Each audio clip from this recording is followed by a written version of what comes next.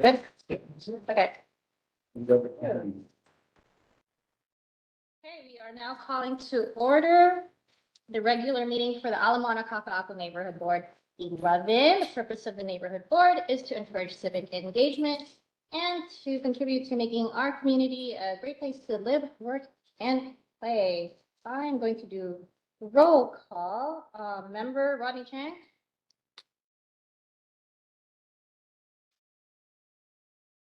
First Vice Chair Jason Chi. Here. Member Emma Davis. Here. Second Vice Chair Lori Farinas. Present. Treasurer Kim Iwamoto. Kim Coco Iwamoto. Here. Here. Member Lynn Mariano. Here. Secretary Jeannie Rice. Here. Member Richard Webb. Here. And I am here. So that's a total of- We have 8 members present. Thank you, everyone. Moving on to board business, we currently have 2 vacancies, one for sub-district 1 and one for sub-district 3. Do we have any nominations?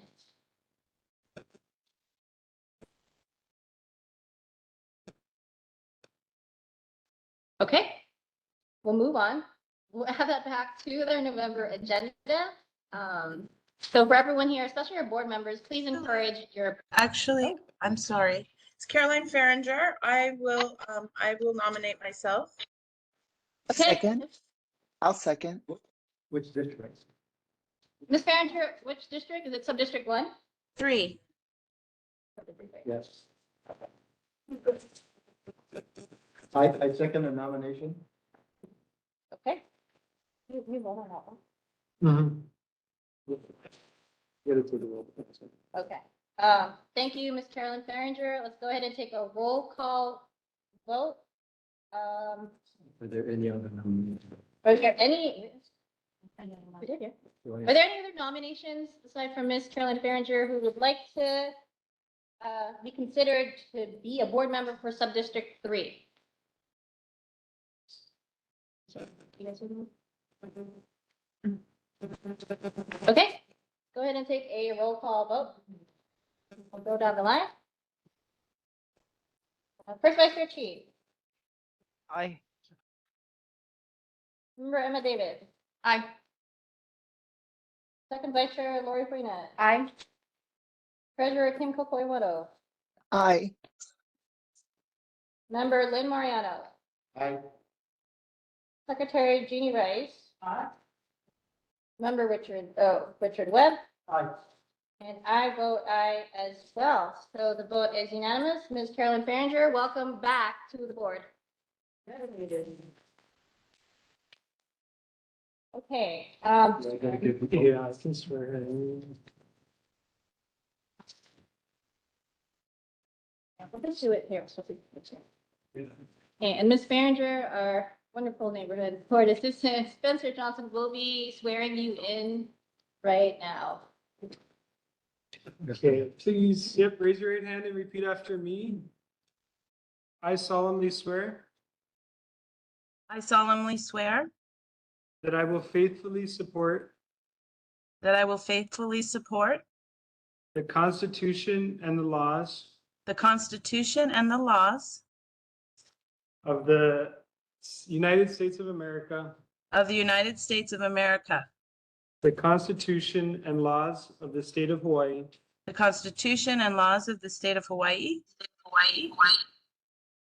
Charter and laws of the city and county of Honolulu, Charter and laws of the city and county of Honolulu, and the provisions of the neighborhood plan, and the provisions of the neighborhood plan, and will conscientiously and impartially and will conscientiously and impartially discharge my duties to the best of my ability discharge my duties to the best of my ability as a member of the Ala Moana Neighborhood Board. as a member of the Ala Moana Neighborhood Board. Congratulations, Caroline. Thank you. Come back. Okay, thank you. We already called out any nominations for sub-district one, which we did not receive any. Okay. Moving on to the approval of the August 22nd meeting minutes. Does anyone have any comments, edits, feedback?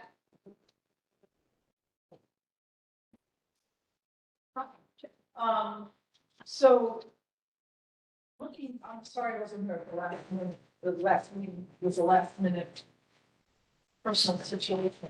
But I found in October 19th that Florida developer plans to build 400 for condo hotel along Papelbon Boulevard, and it was being discussed in last month's meeting. Is there any further discussion? Is anyone going to come back to? I understand there was a lot of conversation about it, and that the representative was to return to this meeting to have further discussion from Moana Heights LLC, which is headed by Miami developer Preston Heights. So for the Kapilani Boulevard project. So nobody's here. Is there a way we can reach out to them and have them come and further discuss this with us at the next meeting? Have you, Are they online? Are they Okay, online? you, you Oh, did you're a- here? Well, You wanna wait? we can move that to Yeah. our community consent. Yes. Thank you, Secretary Rice, for bringing that up, Thank you. and Mr. Isaiah Santo as well for addressing it. Just for clarification, rather than bring up on the community things, since it was brought up the last meeting, Yeah. should we consider that as part of the old business and then bring it up? Like, it's the person watching over the day, pick it up on the old business. So we add that to the agenda. I would rather have him respond to this, so, and if anything comes up, so we need action on it, we can put it on the next agenda, since he's already here, instead of revising. We don't have it under old business in the agenda right now. Yeah, He's Okay. presenting as well, right? yeah, and he's also presenting. Presenting Thank you. today in the agenda as well. Yeah, but his presentation is on this. Right. Thank you, Member Mariana. Going back to the approval of the August 22nd meeting minutes. Anyone else aside from Secretary Rice? Anyone online? Okay, thank you, board. Attendance at other meetings. So we're gonna recommend approval and vote on it, or we don't need to? If there are no corrections, I mean, you could ask for a motion, but I mean, it would get approved. Can't avoid approving. Okay, move to approve. Yeah, we can ask for a motion. Sure. Motion to approve the meeting minutes. Second. No, Second. Okay. Or- Thank you. August 22nd meeting minutes have been approved. 2.3, attendance at other meetings.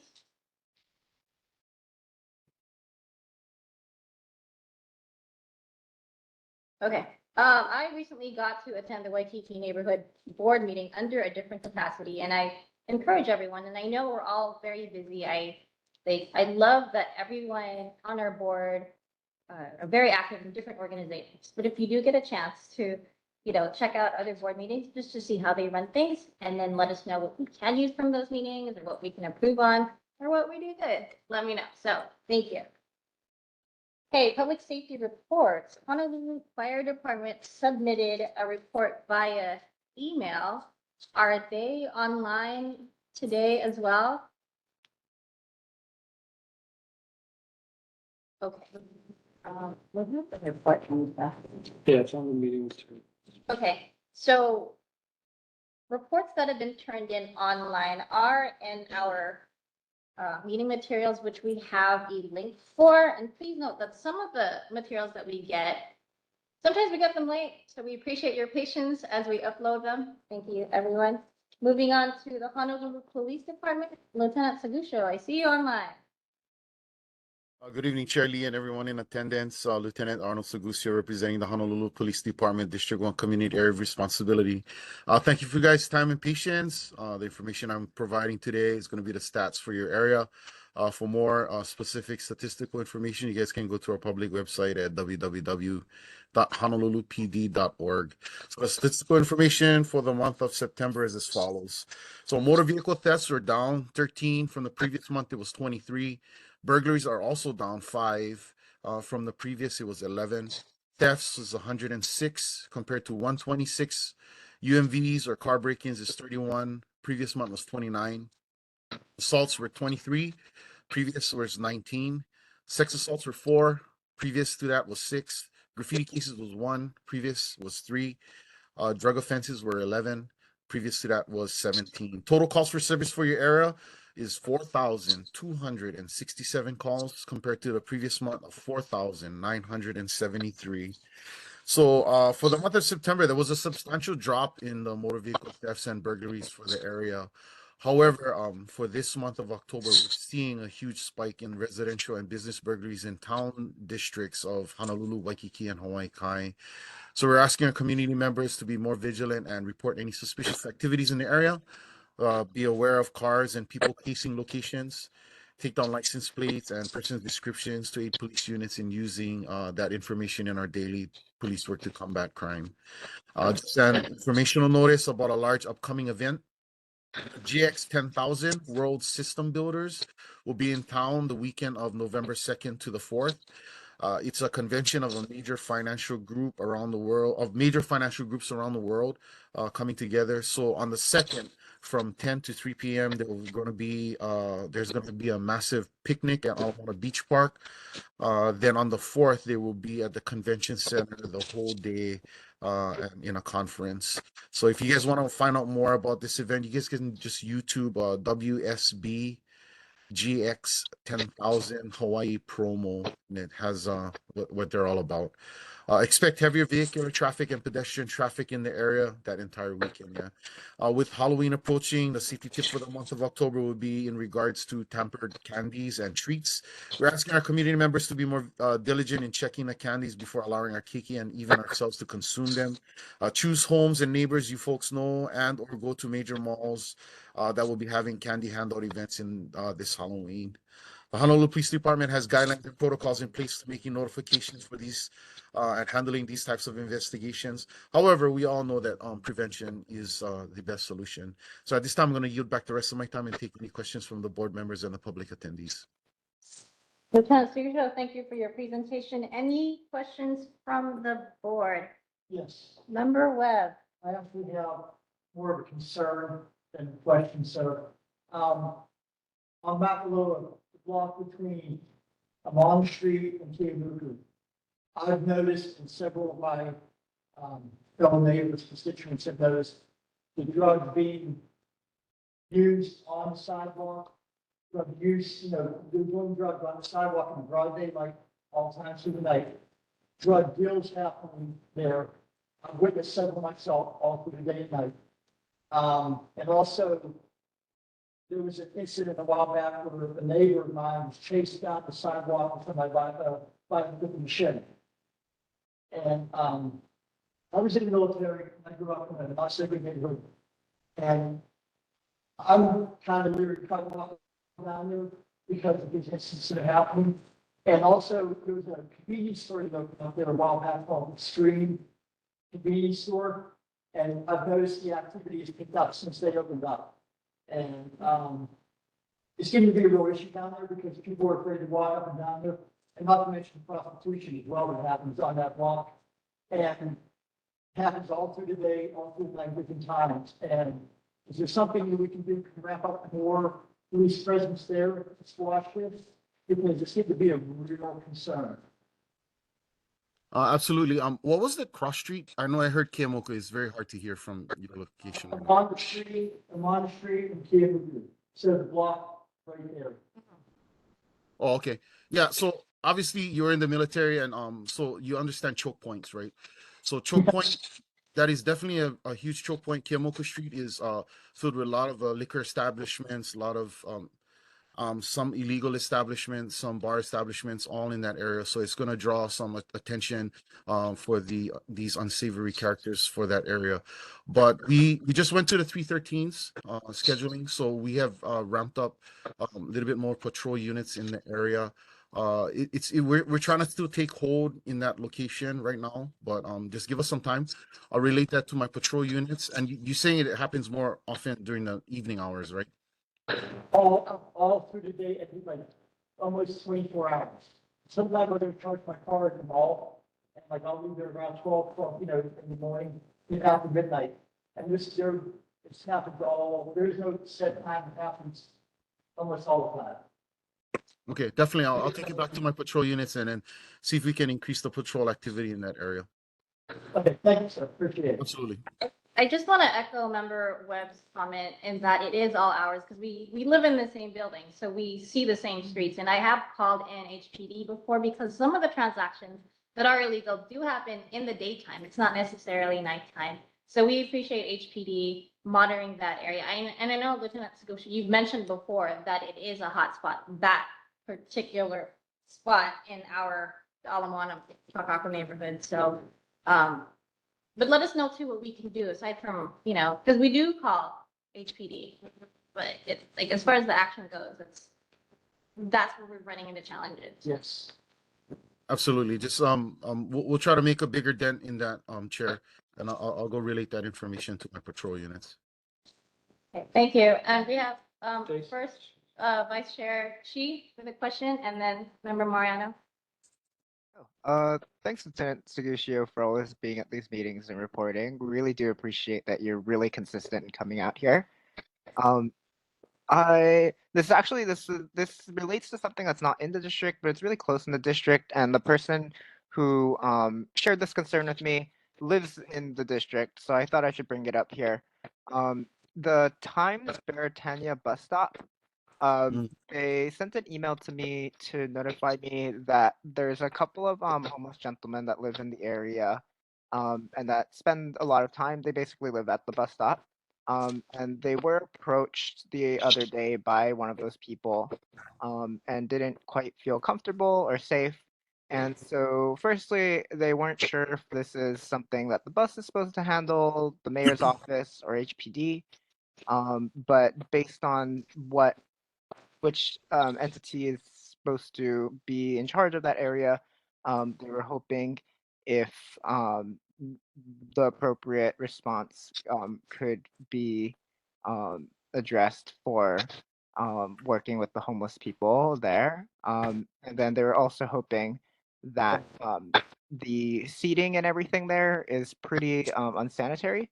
And so they're hoping that again, whoever is in charge of this can go and clean the area up to make the bus stop seating usable. Yeah, no problem. So, in regards to that Times Beretania bus stop, we do often get called up to that location. It's another location that is pretty highly congregated. It's because there's a restaurant establishment there. I won't say the name, but there's a restaurant establishment over there that usually throws out their food in the dumpsters, and then I guess these people, they kind of rummage through it and they kind of hang in the area. But you know what, if you see these people over there and they're causing a situation, just please go ahead and give us a call. We're going to be the people that the entity that will be addressing that situation. However, in regards to the cleanliness of the bus stop, I might have to reach out to OTS or DFM. I don't know exactly which one, because if it's the actual bus stop pavilion, then it might be OTS. If it's not, then it might be DFM if it's the kind of surrounding areas. But I'll definitely get that word out to them. Thank you. If you could come up, you could sit or stand on that side of the. Okay. And I face that way. You could face this way. Oh, okay. Hi, yeah, my name is Brad Yamamoto, and I live on what they call the Lower Sheridan area. And later on, I'd like to see if we can change that name to Mackay Sheridan area. Madam Chair, before you begin, okay, is this going to be related to what the lieutenant Yes. said? Because we have a. Yes, I understand. You guys refer to Makaloa about the homeless and, well, we want concerns all the way out to the Sheridan Makaloa area. because no one's monitoring that. I've called like 200 times in the past 2 months, and we get inconsistent responses regarding the homeless and the drugs. We understand the drugs, they don't deal with, we have to go to the vice squad and separate department, which is fine, we can do that. But if we report it to HPD, why do we have to do that? Why can't you take it on yourself and pass it on? Why do we have to do your job? So anyway, yeah, I do have a lot of concerns about this specific homeless that was caught upon in the Makalo Sheridan area. So I can talk about that later. Thank you. Thank you, Mr. Yamamoto. Member Davis. Sorry, and I won't. I think I just want to kind of like better understand and think about, you know, we have a lot of homelessness concerns every meeting, right? And it's, I think, unfortunately, something that reaches much higher than just our board. Like, we get to bring those concerns up to the rest of the people, but I think something I want to circle back to is, you know, one of the core fundamental needs of human beings is to belong. And I think what I keep hearing meeting after meeting too, and, you know, not to negate anyone's concerns, I think it does present safety concerns. And I think it does, you know, increase people's concerns about their ability to, you know, walk around and participate in their own livelihood. But I also think, like, if they don't belong in our neighborhood, where do they belong? Right? And I don't have the answer to that. I wish I did. It would solve a lot of problems. But sure, I'm just going to add one thing onto that. But I do also hear something that you're mentioning is like, how can we improve systems of communication? Whether that's, again, how are things being passed on? I think I'm also hearing a big driver of this is food, right? People are coming around dumpsters, they're hanging around convenience stores. And so if we want to influence where they are, it's what's driving them to be there in the first place as well. And how do we affect those systems? So just, again, I don't have a solution. I share the concern. I think I also want to think about, like, how do we, you know, brainstorm solutions as a board and as, you know, leaders in our neighborhood, to potentially, you know, create new options, and think about where those problems are rooted. I'd like to add, I spoken and dealt with HPD about this, and it's understood that they take the responsibility of going to these homeless and offering them places to go. Mhm. But like we all know, one reason for them not to go, they'll not go, you know, prefer to violate the public. We treat them with compassion in our area. I do the neighborhood watch. I've been doing it for like 15 years. And yes, first I approach with respect, verbal respect, and information. This is private property or this is city and county property, and luckily we have signs. But when the police responds, they're not consistent with their solution. And that's frustrating for me and other residents. But yes, where do they go? What do we do? You know, and I think food is one congregating answer, but I think 80% of the cure is psychological. I think they all need the psychological help, guidance, and even a program. You know, so food can get them there, but what do you do with them? You know, Yeah. so anyway. No, I thanks appreciate for- that. Yeah, let me share that. Thank you. Yeah. Councilor Boucher, I think, had his hand raised. Yeah, so in regards to that, Mr. Yamamoto, yeah, I just want the board and the rest of everyone that's listening online and stuff like that understand that the homeless issue cannot absolutely be the responsibility of the Honolulu Police Department. We deal with criminality. So when there's criminality, we're gonna go to that location and we're gonna deal with the criminality part of it, right? Just realize this, the whole new program does not belong to the Honolulu Police Department now. The city and county of Honolulu is taking over that. At this point in time, from the last words that I've heard about several weeks ago, their total capacity is full, including all of these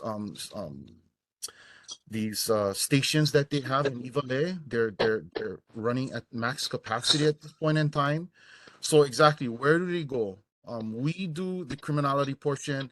You talk about inconsistencies in regards to the service that we provide, or how we handle these residentially challenged persons. Just realize this, that the Honolulu Police Department is in process of getting sued by the ACLU in regards to our ways of dealing with the homeless. So we've been as extremely compassionate as possible, dealing with the criminality, but we're the ones getting sued. So um, that is why we're gonna be most of the questions that are in regards to the homeless, we're gonna be deferring that to Corp Counsel and the Chief's office, yeah, because we're still a pending lawsuit. So just realize that it's not just an HPD responsibility, yeah, because there's mental health issues, there's substance abuse issues, there's medical issues, and we are not any of that. You know, we deal with criminality. So I just ask that the board and the rest of people listening just, you know, allow us some patience in dealing with these people, and try to get them the help. Yeah. So, Pastor Griswold, thank you. Member Mariano? yeah, thanks, good, thank you. This is a good segue because I'm gonna look down some notes myself, regarding that. And, so since I'll address that, and then I want to address the second issue, which is key point, that's Kelly. But on a homeless aspect, you know, yes, the HPD is in charge of the criminality. So, but it's a bigger issue that I think, Madam Chair, you know, we brought this up before. We have state and local representatives that participate on here, and maybe we should take this as a separate issue in itself and just spend, you know, another day just to kind of talk about this and get down to the root cause and see what we can do, because it's legislation, it's services, it's also funds and all that. So for example, on the Kalakaua and South King Street, they did a sweep just recently. They cleaned that area up, they have to go somewhere. So they come closest by, and then a week later, they're right back. So it's a challenge for HPD, and I can understand that. So if I can, now I want to change to the next topic. And that is the infrastructure. And the infrastructure I'm bringing up again, it's Pensacola and PE corridor.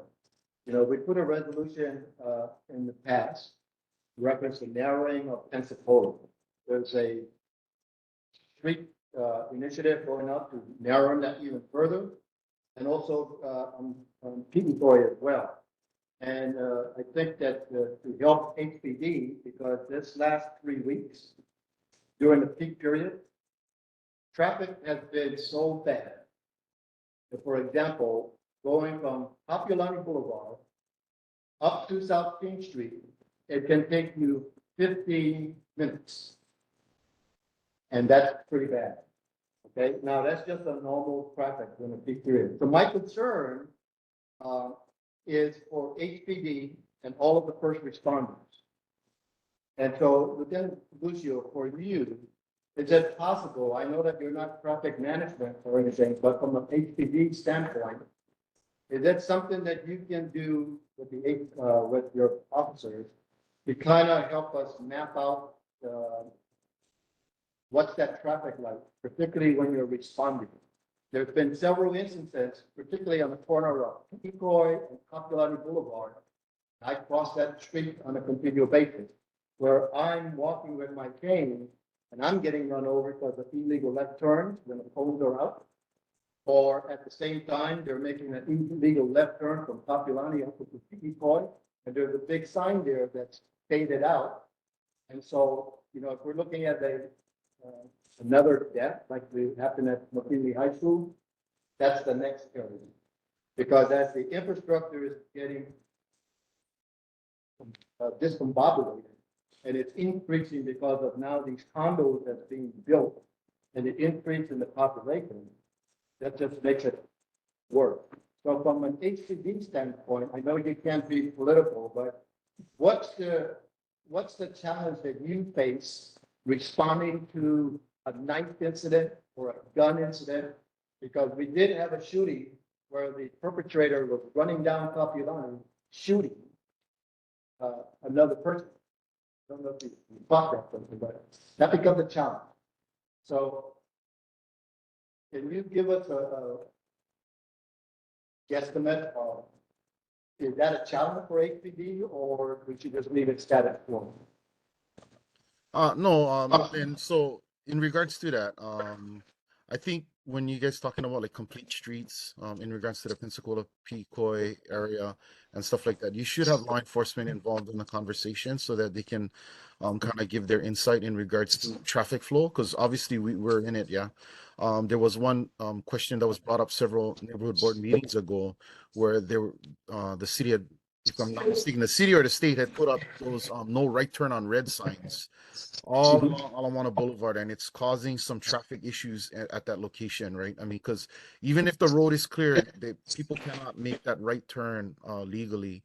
We've been noticing a little bit heavier traffic in the area. I mean, no one consulted HPD in regards to that. They just put up the signs overnight, and we just noticed them. Yeah.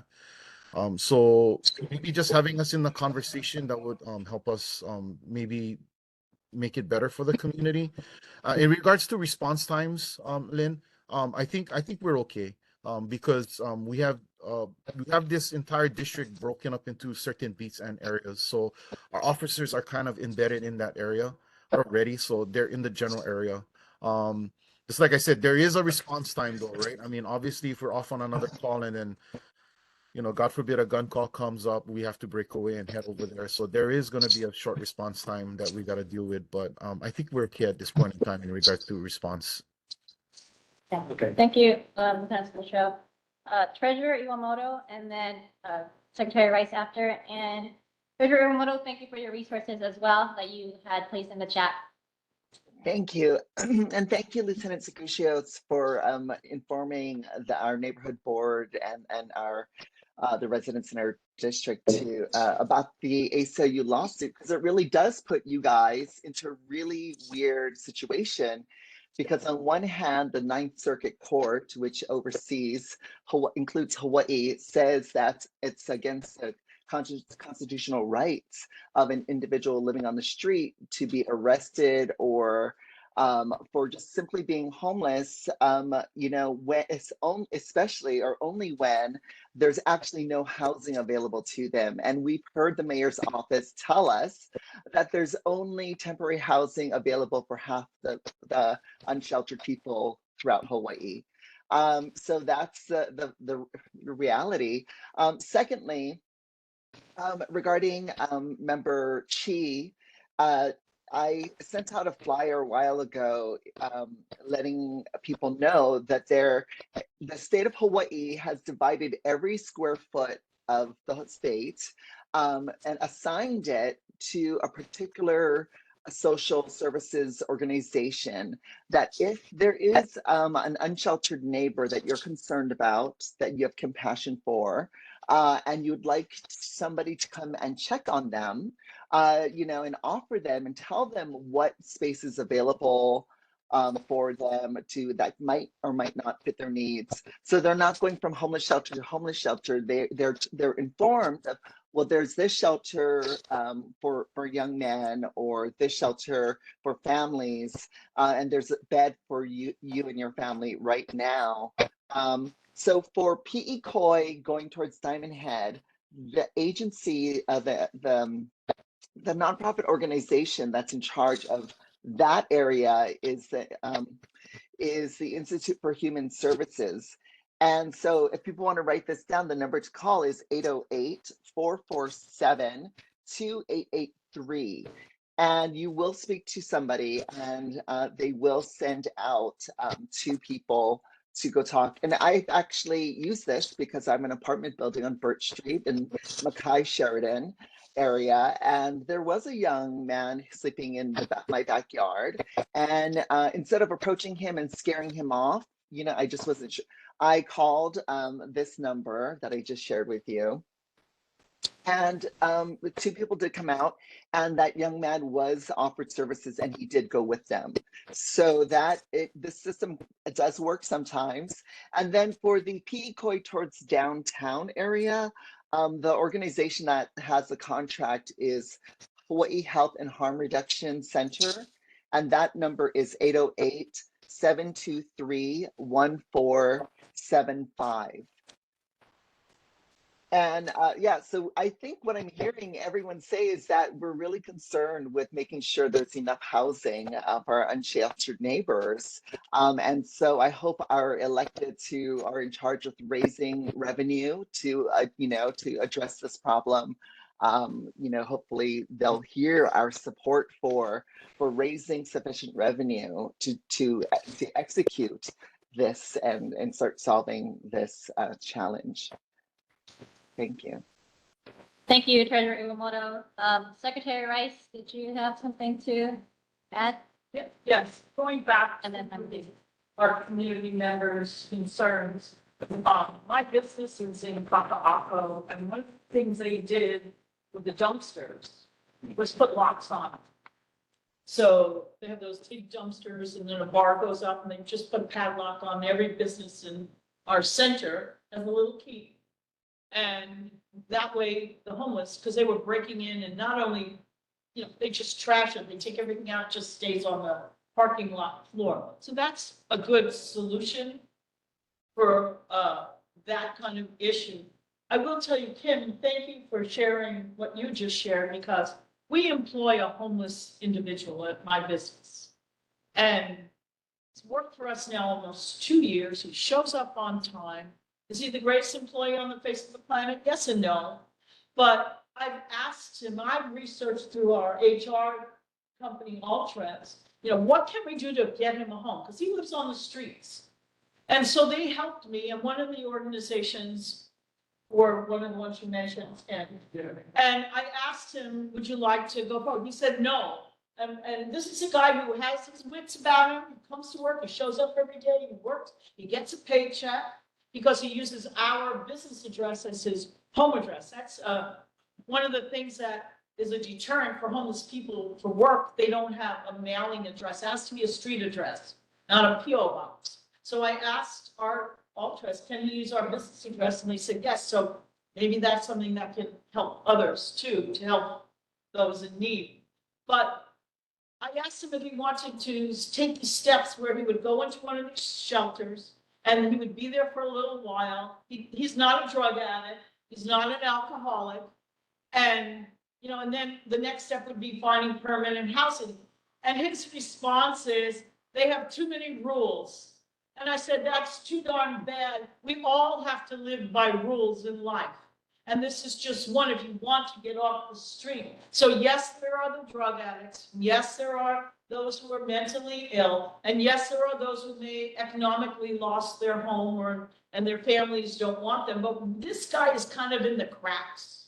What do you do with somebody like this? And it's such a shame because he's not a kid. This is a guy in his 40s.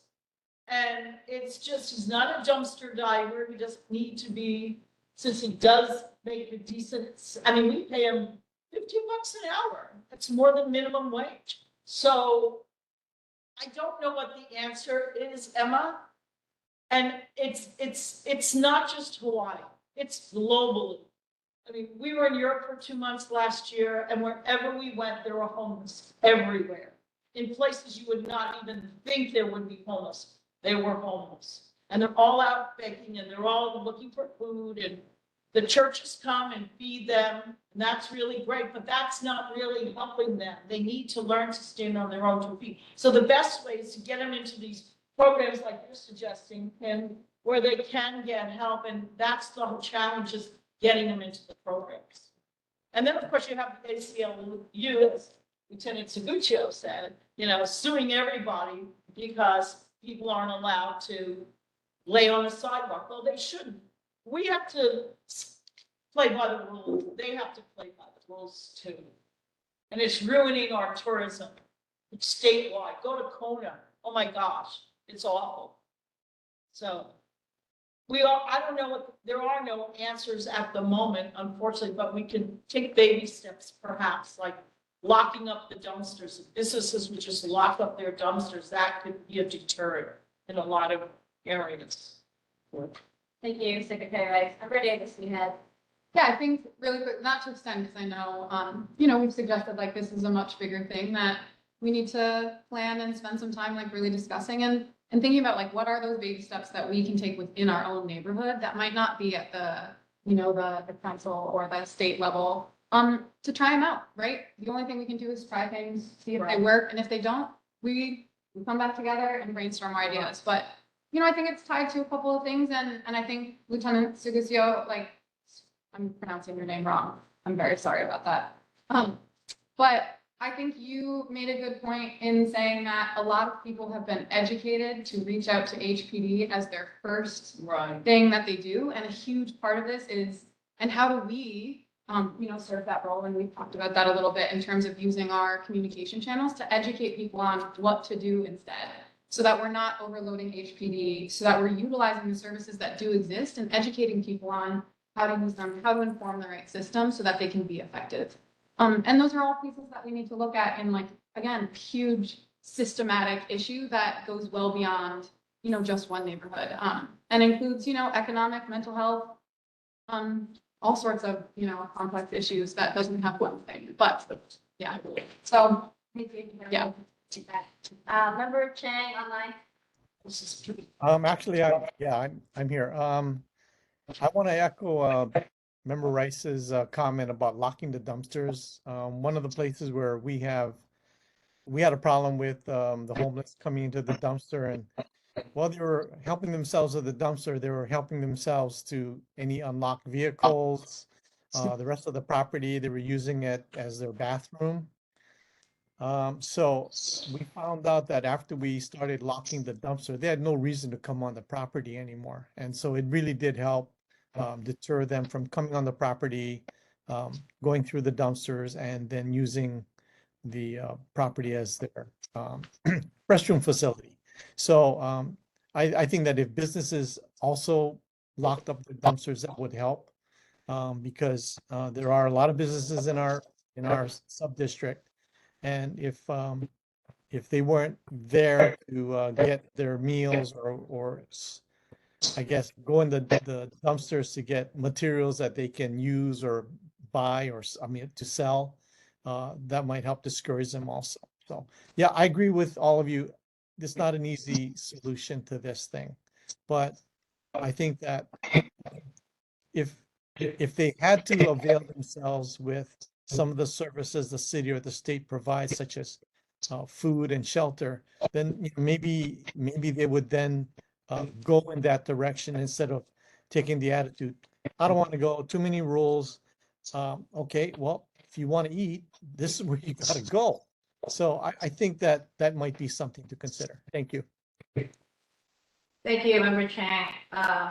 Secretary Rice. Thank you. Lieutenant Seguccio, just a different kind of a question. Who do you go to when traffic lights aren't synchronized properly? That is a very good question. So you have to find out the jurisdiction first. So I know that Ala Boulevard is tunnel control. So state DOT, you have to call tunnel control state DOT to check on the lights. All of the surface streets in the area other than that would be city and county traffic light person.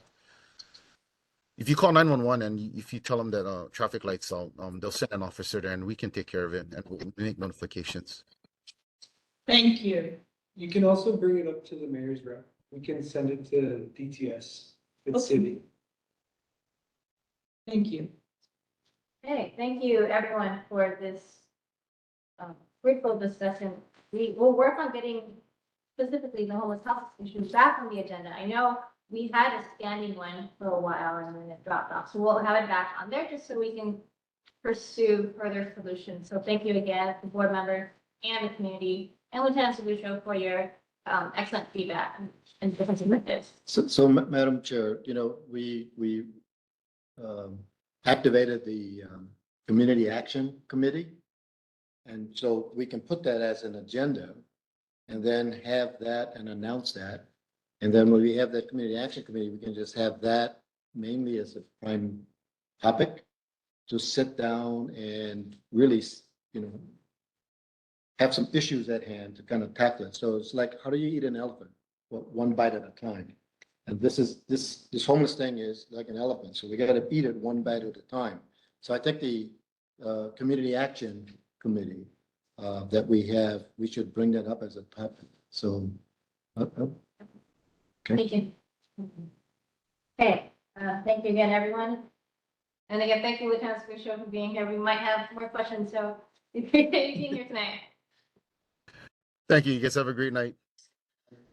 Hold on, one more question. I'm so sorry. This is No problem. Caroline. I put it in the chat. I'm just wondering if there's a drug enforcement team for the Moana area, Lieutenant, and if there is a particular number to call when we see drug deals going on. It's going to be the Narco Vice Division, and then they have the entire island broken up into particular areas. So they have a particular town team that's going to be working on that, but it's going to be the Narco Vice phone number. So you know, let me go look for that, and I'll put it right back onto the chat for you guys. Awesome. Thank you. You're welcome. Thank you, appreciate that. Moving on to presentations, 4.1, we have an update on 1500 Kapilani from Mr. Isaiah. Welcome back. Hi, everyone. Thank you for, so I look back. Yeah. Here, yeah. The fun presentation. Thanks for having me today. Today I'm going to be talking about a different project, 1500 Kapiolani. So this is actually an update. So this project was presented to the board before a lot of you guys were here back in 2016. So it's been quite a bit there. So I wanted to just present an update and kind of a status of where it's at since then. But it was approved entitlement wise for through the city council back in 2017. But for myself, I'm Isaiah Sato and I work at RM Talent Corporation. We're the entitlement consultant or planner for this developer there. So the purpose of my meeting today is one, I just want to, of course, provide an update and status to the board. I also want to talk about the project and just remind you guys what it was there. And the last thing is we do have an ongoing request at the city, and that request is to extend the deadline to obtain a building permit. So with these entitlements, there's typically a deadline for permits, and we are requesting an extension to that deadline there. Forgive me. Yes. Could you please tell us exactly where 1500? Yes, coming right up. Yeah. So I got 3 slides with location maps, starting kind of out there, but on the right side, so 1500 Kapiolani, it's right at the corner of Kapiolani Boulevard and Kiamoku Street. So there's the Walgreens or the Auto Source building, and it's at the Heald College site, right next to that. So Those 2 buildings. so those 2 buildings, sort of. So you can see here, a little hard to see, but in right here, so Kapiolani Boulevard is on this cross street and Kiamoku there, and the Walgreens or Auto Source is right on that corner. Our project is a mix of it's over that parking structure, the Auto Source parking structure, and it goes into the Heald College site as well. This next slide. So you're saying that you're knocking down the wall, all that infrastructure that's there and you're putting this in its place? Partially, I'll get to that in a second. So the parking structure, so showing this on the street on the left is Kiamoku and the street below is Kapiolani, right? That building on the far left is the Auto Source building, which is tied to that parking structure. So our project, we're not touching that Auto Source area. The parking structure itself, we're going to be building on top of that. So that structure was built with some extra structural capacity to allow an office or a different building on top. So we intend to beef up those columns in the structure, and our next slide shows it, but to build an affordable housing building on that portion of the site. The right side is that old Heald College building that's been used by various people over the last few years since. So we plan on demolishing that building on the right. So the right building demolished, the left structure preserve and work with. Yeah. Real quick, just as a note to our board members and the community members, let's go through the presentation first, and then we'll take questions. So if you could hold on to that question or just make a note of what it is so you don't forget as we go through this. Thank you. Thank you, Kathleen.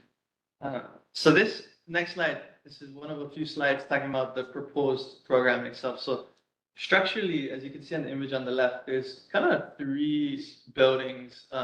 Moving from the right side of that image, they're proposing a 350-foot, 34-story tower. In the middle, the taller one is a 400-foot tower, and the shorter building, about 150 feet high on the left, is in affordable housing tower, and that's the building that's over that parking lot that we're talking about, and the two on the right is where that Heald Cottage is. So the podium, which is where the parking is with that Walgreens structure, is gonna expand through that Heald site to provide parking and retail, excuse me, and commercial for the area.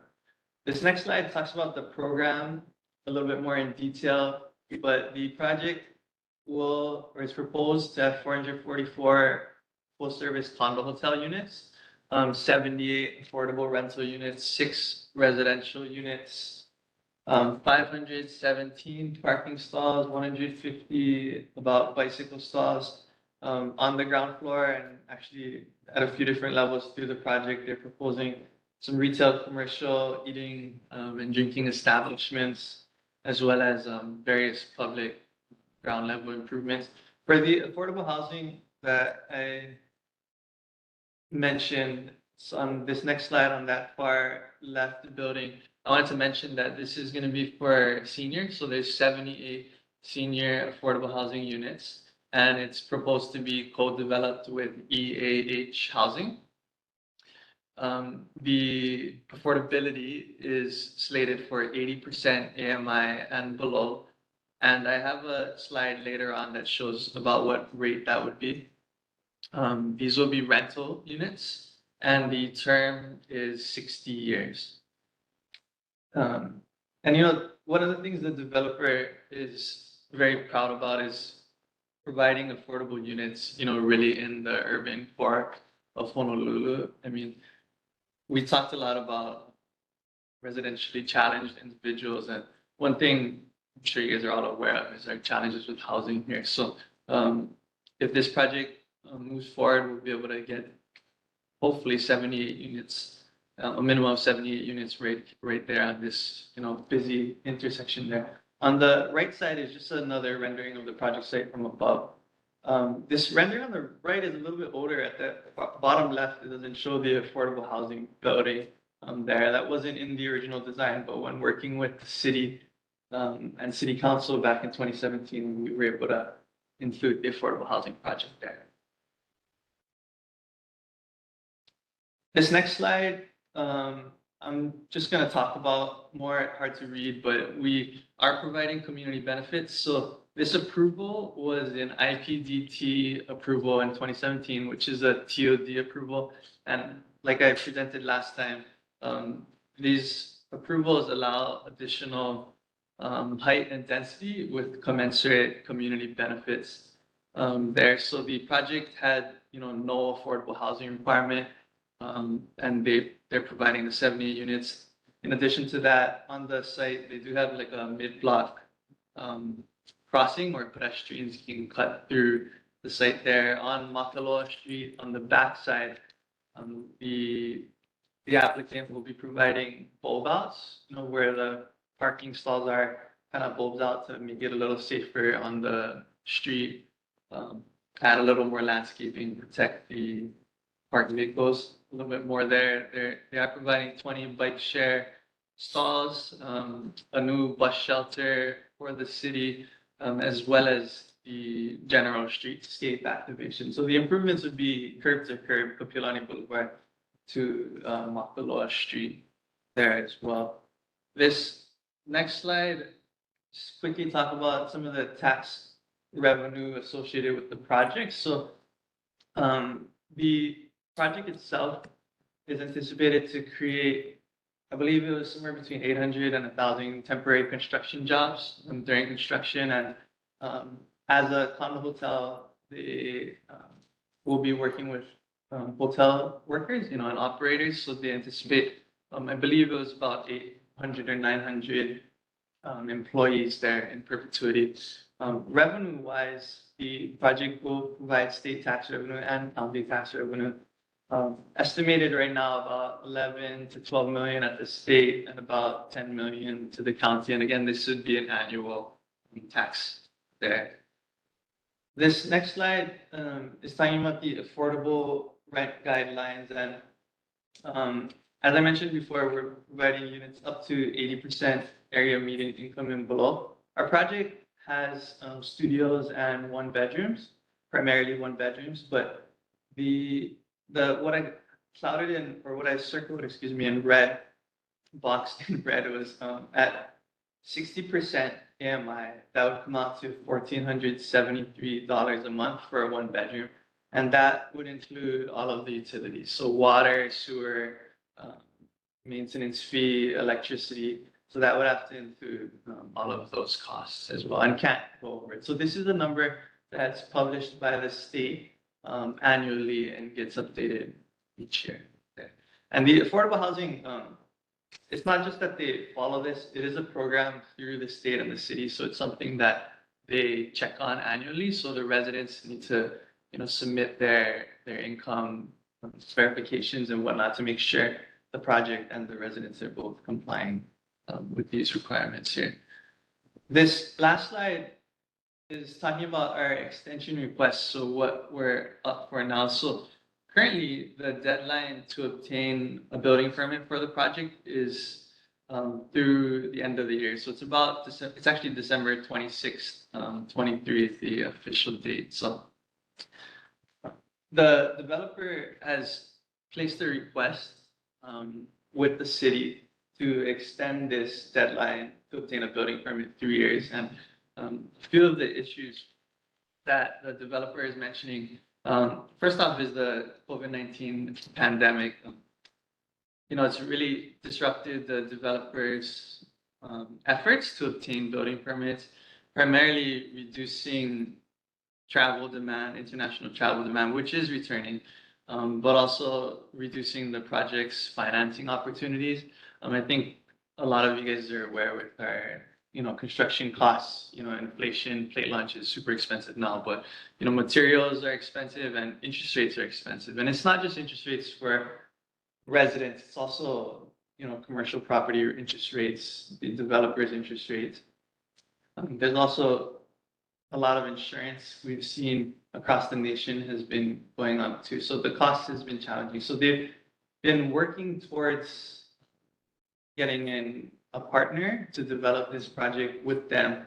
And they haven't been able to successfully get a partner, but they're in deep talks with the current partner. So they're hoping this extension will allow them the time to obtain a building permit. Some of the progress since our 2017 approval, entitlement approval, was that the developer has improved their design or has refined their design and moved it, you know, beyond the conceptual level there. We also coordinated with their partners, which is EAH Housing, to deliver affordable housing.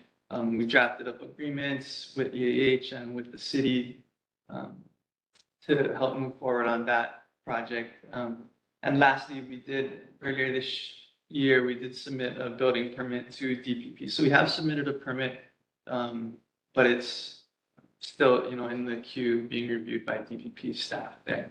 And the next steps for the extension, so we submitted a request to DPP and the City Department of Planning and Permitting, and that goes to where they review it and they provide their recommendation to City Council, and City Council would choose to, you know, approve, deny, or move forward with that. So where we're at now is DPP is reviewing it.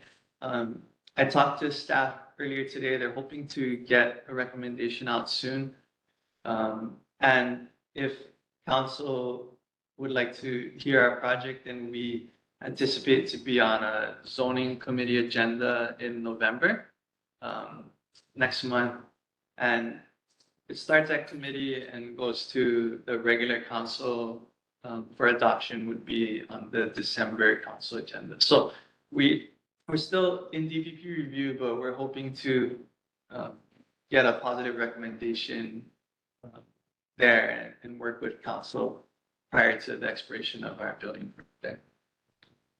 And this is the last slide, but I just wanted to mention, I think there's a really good discussion with Lieutenant Sugusio, excuse me.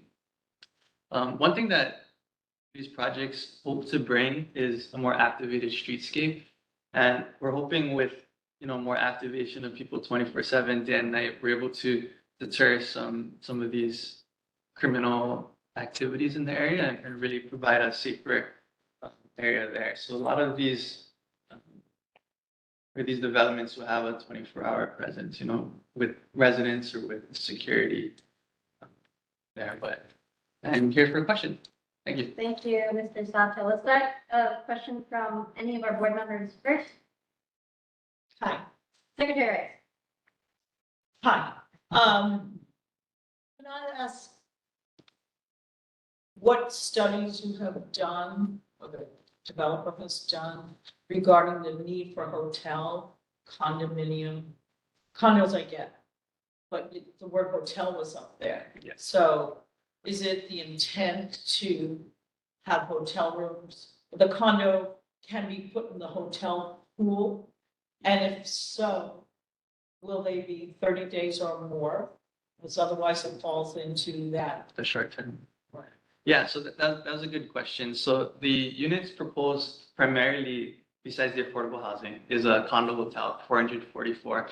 So a condo hotel essentially acts like a hotel, but its condominium is how it's owned. So instead of having one, like the Hilton owned the whole building, it would be owned by individuals, Like a timeshare. similar to a timeshare, but not split like a timeshare. So kind of like different, yeah. They have a shorter stay. No, I know, but Yeah, So similar, how- but yeah. So it's so with the hotel pool, it's not gonna be like an Airbnb, if that's what we're worried about. It's it'll act like a hotel. So you walk in, there'll be a front desk. If someone puts their room into a pool, they'll have to go through whatever hotel company they have managing the units, and they'll have to go through the front desk. It'll operate like that versus like a short-term But rental. will there be a length of stay requirement? There. So it would operate like a hotel, essentially. What do you need a hotel for in that area? You got the Ala Moana Hotel and people who come, I was in the hotel business for 30 years. So you don't need a hotel in that area. No, but if people want to go to the beach, they don't want to be in the city. So to me, I think it's a bad idea. And it doesn't serve the community well when you have transients coming in for one night or 2 nights. Mhm. There's no purpose of that. And let the hotels stay in the Waikiki. Waikiki district, not where people live and work who are residents of the city and county of Honolulu. That's my feeling. Member Rice, thank you. Member Moran. Okay, I support what you're saying. I just took it off mine. The zoning for this area for the condominium, I understand the mixed use. And by the way, good presentation, the renderings, but this needs to look at more community benefits. And so, we have a housing challenge. So if you could pull the slide up for the rental costs. What I like is you have put in there 60 years, because that's one of the things that we looked at, like 30 years minimum. Because, you want to have people stay there. So you have a 7-story podium, and then you have 80% AMI. So if you look at that, that brings about 1,300 to 1,400. So is it possible that the developer and when they're doing this, looking forward, to maybe reduce that median to 50 or 30%, that see if then brings the price down so it can have it more affordability, particularly for those renters. And then, because that becomes a big challenge. So if we're trying to encourage mixed use and trying to help with the homeless situation, particularly young families that's growing, we want to give them the opportunity so they can live in an affordable place. So you have three pretty much, actually four structures. You got a 7-story that's ready for renters. You got a 34-story, 350-foot, and then you had a 37-story, 400-foot.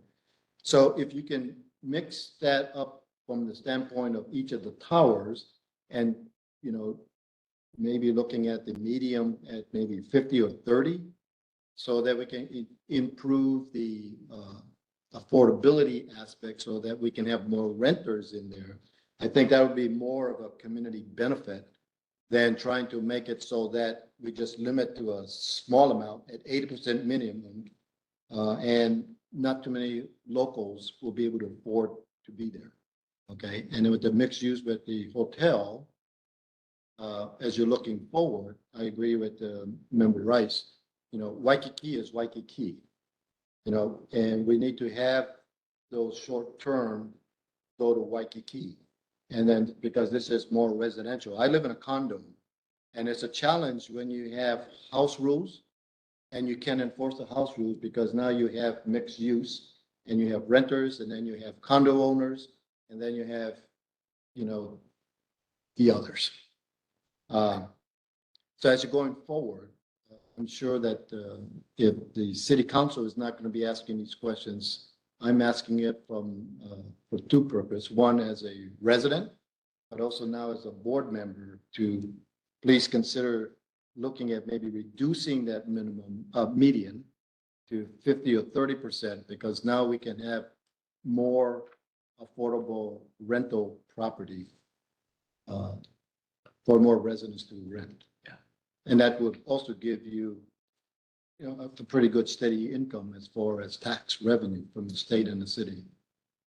Thank you, Member Mariano, for that question. I wanted to respond to the median. So the units will be capped at 80% AMI and below, but there's a portion of it that will be at 30% and a good portion will be at 60% median income and below. The partner EAH Housing, when we spoke to them, we anticipate the actual residents to be right around the 60% AMI median and below, and primarily around that 60% range there. But we do, in the approved resolution, it is allowed up to 80%. I know it's allowed up to 80%. So I'm asking to have them to consider, you know, might be a little lower, because again, if we're trying to help solve the housing shortages, that's a way to do that. That's a good point. Thank you. Yeah. Okay, thank you, Member Mariano. Member Chang, online, you have a question? And then Yes, we'll I go. do. Yeah, thank you. Isaiah, I noticed on that that slide you just had up there that was highlighted in yellow, those 78 units. So they're going to be either studios or one bedrooms. Is that why you have it highlighted? Yes, Mhm. that's correct. And that's and you're saying that it's going to be age, you have to be a senior to qualify to live there. Is that correct? Yes. So Yes, if you have, so is there an age you're cutting off or you're determined to be senior?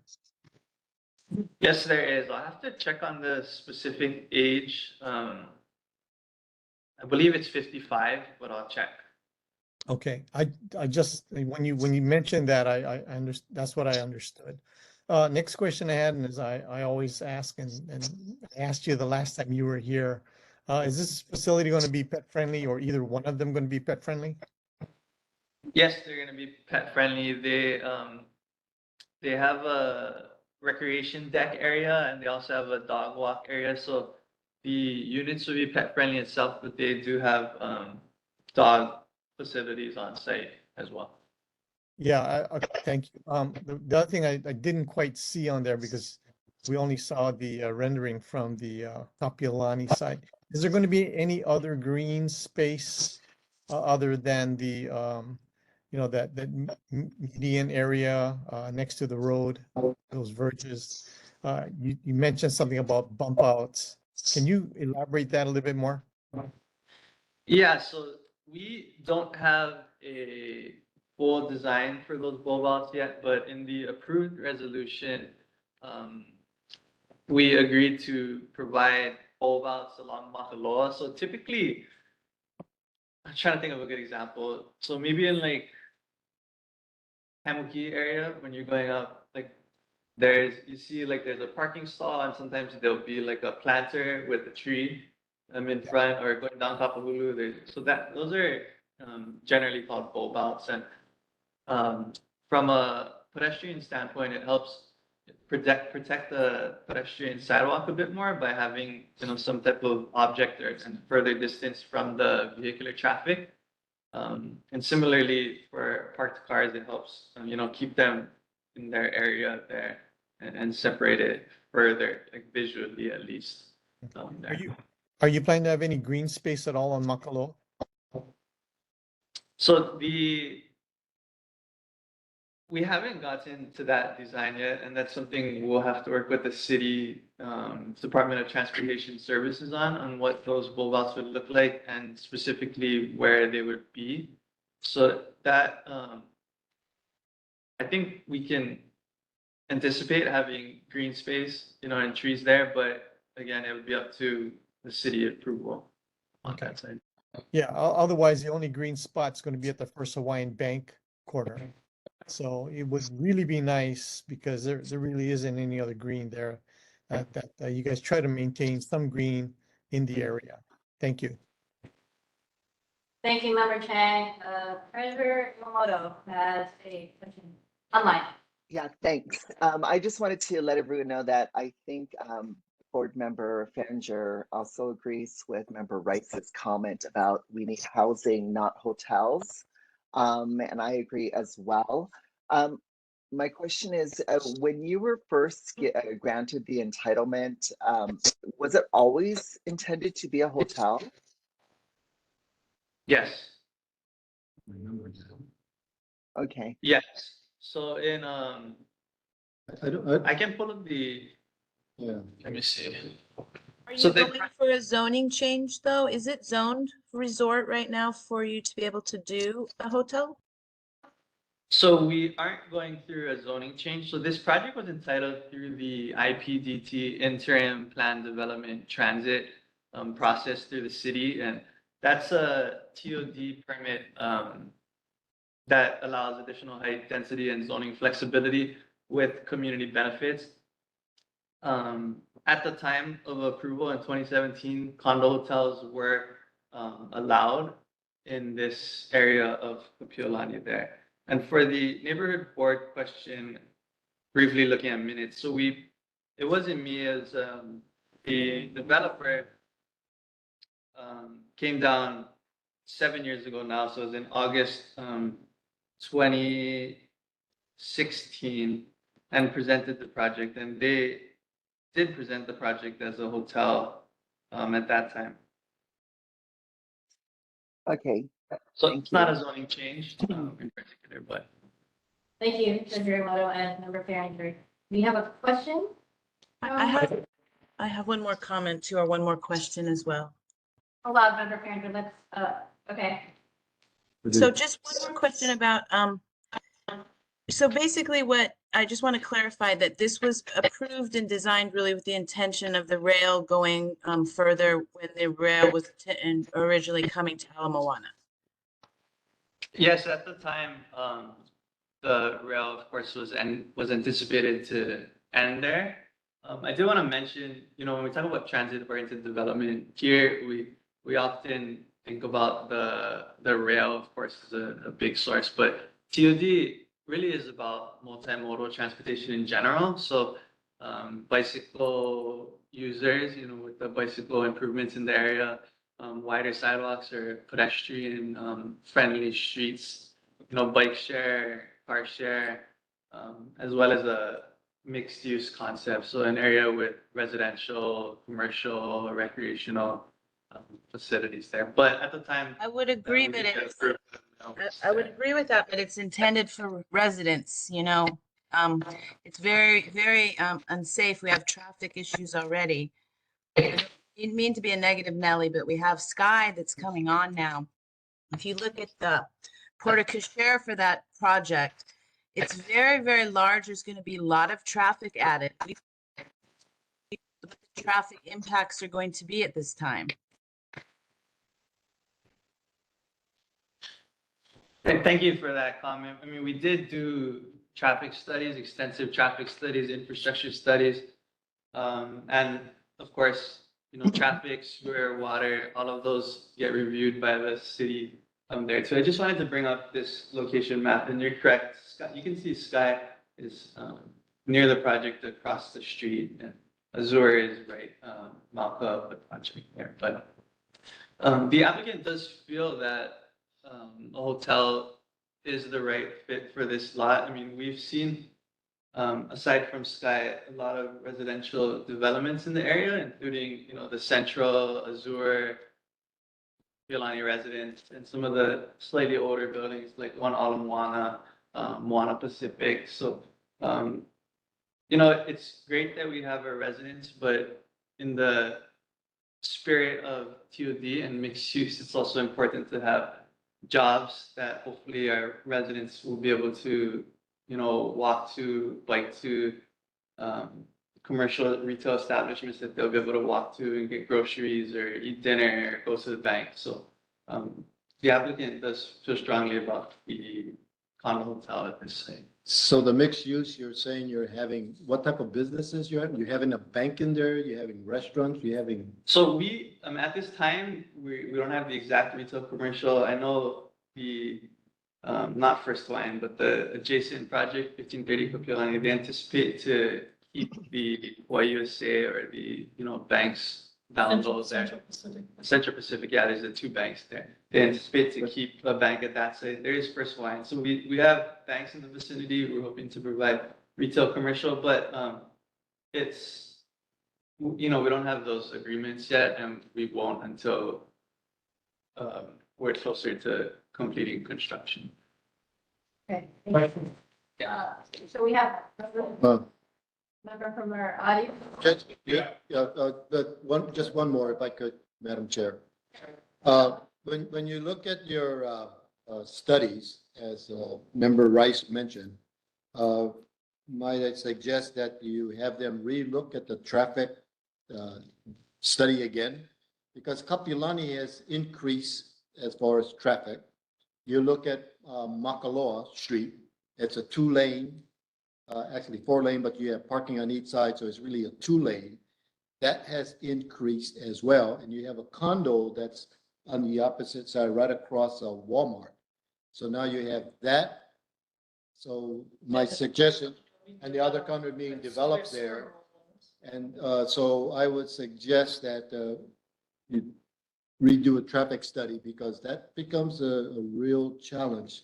And as Lieutenant Sugucio talked about, choke points, that's a choke point. And also, I'd like to know a little bit more, please, about the study that says there's a need for a hotel in that area. In 2016, 2016, 17 perhaps, but not anymore. yeah. It's B4, now it's B5. Thank you, members. Appreciate your feedback. Thank you. Yeah. Oh, thank you. Yeah, Don't mind yeah, me yeah. taking. One more notes. question. Brad, Yeah. You know, I have questions. Yeah. Yeah. Oh, okay. Last one. I agree with the hotel issue. But I would like to go a little further below the street and traffic issue, because we live on Sheridan Makaloa. We had 2 water main breaks. Yep. In the past 2 years. Mhm. So with all of these buildings coming up, what is the guarantee that the infrastructure will be sound? And I think that was my main concern. Okay, so it's the infrastructure, the water. Water Yep. line. Water, sewer power. lines, Power, but mainly the water, Yep. because physically, 2 times in 1 year, Sheridan Makaloa. Yep. First.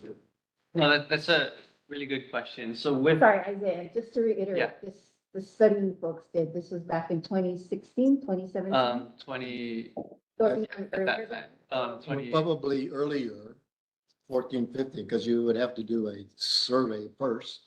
to see if it's convenient to even start. project. Yeah, typically the study is so typically there's multiple studies. We Yep. do a study before you buy it, and then you do a study, after you buy it, and then you refine your design and then do another study. But this study would have been the original approval at that time. So for infrastructure for this project as well as the neighboring projects in these towers in general, they do infrastructure wise, there's a few studies. So one is a wind study. So they look at the impacts on wind. Another one is archaeological, of course. Another one is a traffic study. And another one is typically they call it a preliminary engineering report. But so I'm not the specialist in any of these. We hire the specialists in each category and bring them together.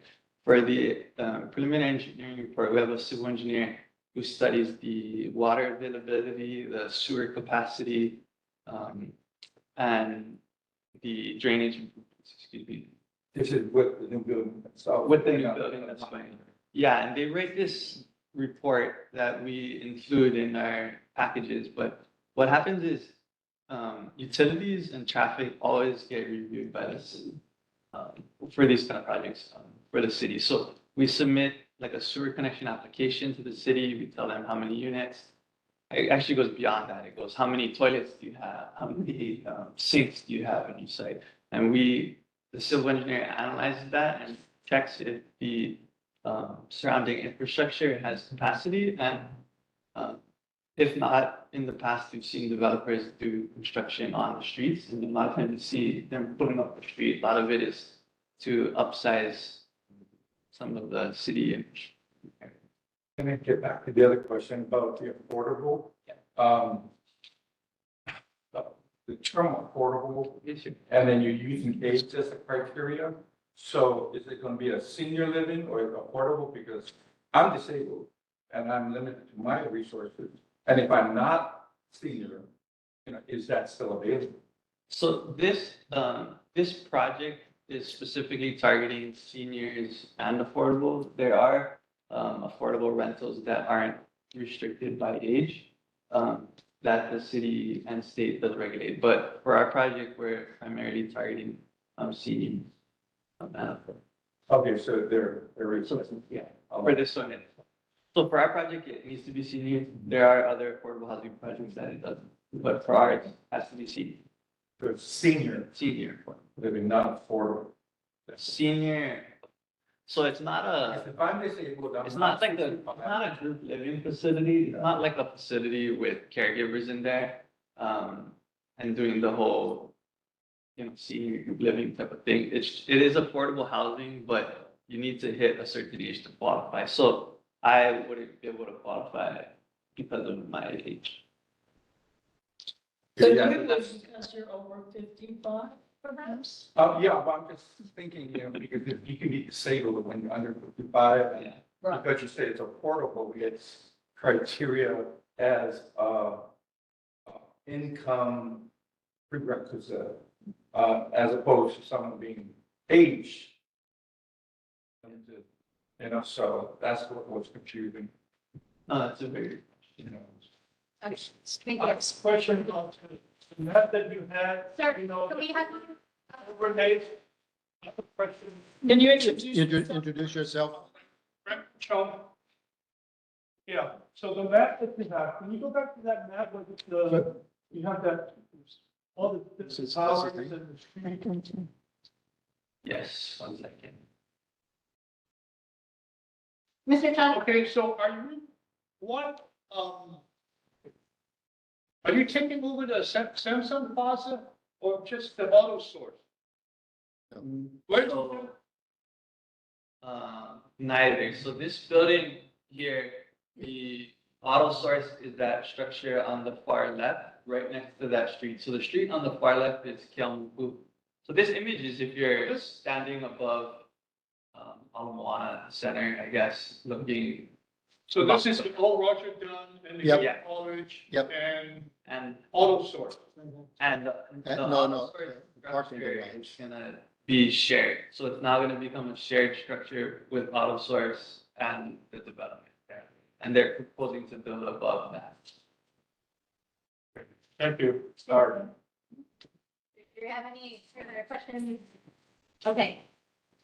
I think just really quickly to share, I know that you're presenting this project and we can share our opinions, but we don't necessarily have any, like power to say like, no, like we're not allowing this. I think if we have these and taking in opinions from the public, our next step is also to like talk to the permitting office. Like if we don't want a hotel, we need to then draft. Council. And city council. The Okay, zoning so, committee. right, so I'm just saying like, in order to make sure that we're not, jumping in on, something that we don't have a locus of control of, how do we refocus this and put it on the agenda so we can draft something like that, that allows us to make progress on making those changes? We do have not control, but we do have influence.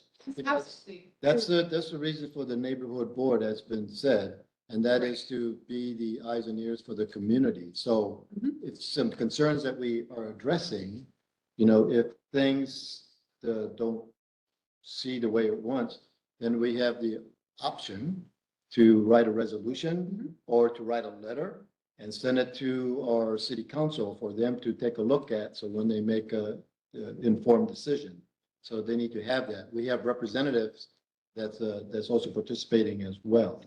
So it's not just, and Isaiah, we don't mean to look like we're attacking. We just have concerns. And these concerns are pretty good because, when you said seniors, my first thought is because I'm senior and I'm going to be looking for a senior place to stay. And so, but you're not having the care that other senior living facilities have. You're just saying that seniors, but really in essence, I think what you're saying is if you meet a certain age, and if that age is 55, you will qualify to be eligible to move into a studio or one bedroom. Is that correct? That's correct. But you're not having any of the medical facility like nurses to help out with the seniors. Yeah, that's correct. It's not, we won't have the full care home type facility. It's not senior assisted, it's It's not just like seniors. providing housing designed or allocated for senior residents. That's correct. Yeah, thank you. Thank you, everyone, for, this has been a great discussion. I hope we can further delve into this. So, and Mr. Sato, thank you again for addressing questions and, Yeah. How do we further delve into it? Calvin Sayes, the chair of the zoning committee, and Tyler Dos Santos Tom is the vice chair, and Radiant Cordero, Esther Kia Aina, and Matt Wire are all on the zoning committee. So can we, as a neighborhood board, request a meeting with them? Yes, we could. I'd like to see that happen. and we'll see. Hopefully some of them are listening to this, so they can address this when it comes to their part of being. We also have the representative, the mayor, that's also listening as well. Yep. So. I think one of the things just going into that is like, how do we think about and maybe put it on the agenda of what are the changes that we're hoping to see? And being able to list those in order to be able to talk about that, right? Like what consistencies are we seeing? Are we hoping for a change in the allowance of hotels to be in our neighborhood? So that we know like what those talking points are and can again, from the input of our residents, come up with changes that we feel are necessary in order to, uphold the hopes and wishes of the people that live here. Thank you. Thank you. And I'm ready. Yeah, thank you. No, I appreciate you guys listening to me. I'm gonna stick around for the resident concerns to briefly talk on the Thank you. Crescent Heights Thank project. you. But no, I appreciate coming here. And not personal. I appreciate that. I'm gonna get to hear from you guys and Yes. understand the community. Thank you. Okay, it is now 7:30 p.m. Let's move on. We have the Honolulu Night Market. Megan Chin, Director of Marketing for Alana Lucas. Are you online?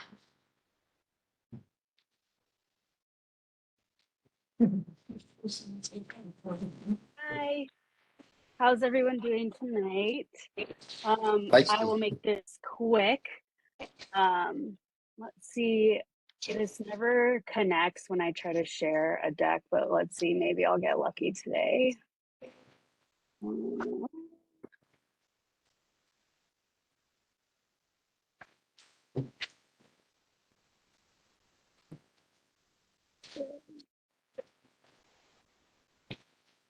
Ooh. Can I send this to Spencer so that you guys can put it up? I know it's always more helpful when people can actually see what I'm talking about. Send it.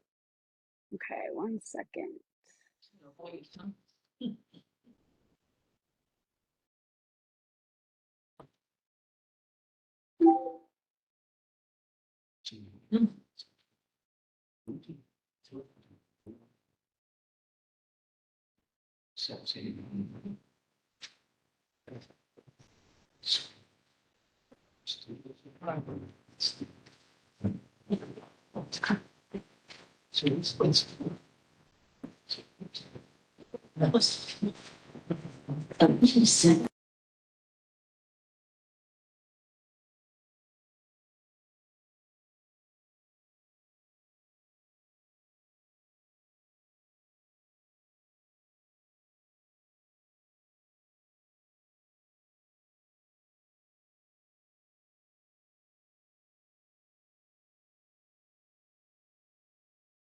Okay, it should be coming through. Let me know if you guys get it on your end.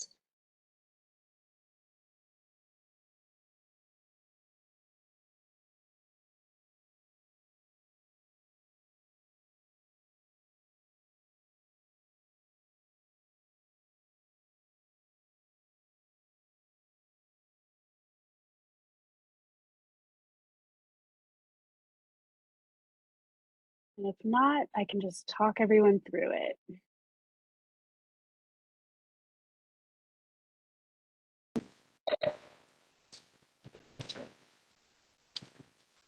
You can do the hula. Oh, sorry. Ms. Chen, go ahead with your presentation, even though we don't have the Pin. plan. Okay. So sorry, was there a question before I get started? Yeah, if you're unable to pull this up, we can just send it over to Spencer. Okay. And then we can have it in our meeting link so people are able to refer to it. Perfect. All right. So the Honolulu Night Market at our Kaka'ako is back November 18th. It's a Saturday and it's going to be from 5 to 10 p.m. again. It's going to be the same footprint that we had in June for anyone who was able to make it out. So we will be shutting down Oahe Street between Keawe and Cook Street, Keawe Street between Oahe and Pohukaina, and Coral Street is going to have limited local access in a small portion of Coral Street. Basically from Salt to right before Coral Commercial Center. So a very small portion of the space. We are going to have live music again, a fashion show, lots of food vendors. We're going to have Hawaiian Airlines as our presenting sponsor again. And we are going to make sure, as always, that residential parking is always accessible. So every time we do road closures, we always make sure that every condo within the footprint has access. So no resident should be affected besides obviously some additional traffic. And am I echoing? I'm so sorry. I feel like something's echoing. I'm good. Okay, sorry. But yeah, it's going to be straightforward where safety and security is always the top concern for us. We just had our city and county coordination meeting today with everyone from city and county's DTS department. HPD special duty will be on site again as well. We also do hire Prior Vision, which is a private security company, to do additional security for floating the event to make sure that HPD also has backup, as well as managing. We will have 2 beer gardens again. So making sure that underage drinking doesn't happen, everyone is safe, and we will have the standard kind of new posters up about no guns allowed within this public event, because that is a new thing that's kind of become an issue. So we always make sure to have those very visibly placed throughout our event. There are multiple entrance and exits because of just the fact of it being a street event, but we do have HPD located throughout and at all road closure portions. So there will be signage dropped probably the week of, I believe, is going to be when they're dropping all of the signage saying that there is going to be road closures, parking stalls, all that kind of stuff. But we are really excited. We had a great turnout in June. I think there was about 22,000 people. So it was very busy, but no safety issues, no incidences. So that was really exciting. And we expect that to be the same for this one. But there's gonna be lots of fun stuff to do. So I hope everyone can make it out. But if there's any questions, I'm happy to answer them. Thank you, Ms. Megan Shannon. Any questions from our board? Megan, thank you for presenting, and I appreciate you on printed material. You're going to be advertising that it's a gun-free zone. How about on your other advertisements, whether it be online, social media? Would that be noted there as well? Could that be noted there as well? So we do have it, we do make sure that it's in our communications out to the public, as well as internally to residents and our tenants. We have it on our website for the event, which will be listed with all of the information that I send for the group. And then we always make sure that it's well known that it is a family friendly event. We're not looking for having anything like that in the area. So. Okay, Thank you. thank you, Second Secretary Marinas. Any other questions from any of our board members? No questions, but just a comment. The last one that you did was in June, right? Yes, Yeah, June yeah. 3rd. It was pretty well run, organized, Thank you. and so kind of looking forward to having this one in November. But as I mentioned before, as far as benefits, as far as you folks are contributing back to the community, to kind of help around the area. Yeah, definitely. And thank you for bringing that up. For us, our biggest mission really is to support small businesses and to bring the community together and to create events like this that are safe, open, and available for free to the public, and also family friendly. So we always include lots of fun activations and activities that the kids can still have fun with as well, all the way up to college. And then our kapuna as well, always really enjoy. We're very specific on the type of music that we have so that it's something that everyone can enjoy. We don't go hard one direction or another with like rap music or something like that. We really try to cultivate a really fun, just lively event to bring the vibrant space of the area out. So, and we're going to be having our host for this one, if anyone's familiar with How's This Guy on Instagram, Xavier Cummings. He's going to be our host, and he is going to definitely bring a lot of fun elements to this night market. So we're really excited to have him. Thank you, Ms. Megan Chen. Any other questions? Okay, community members?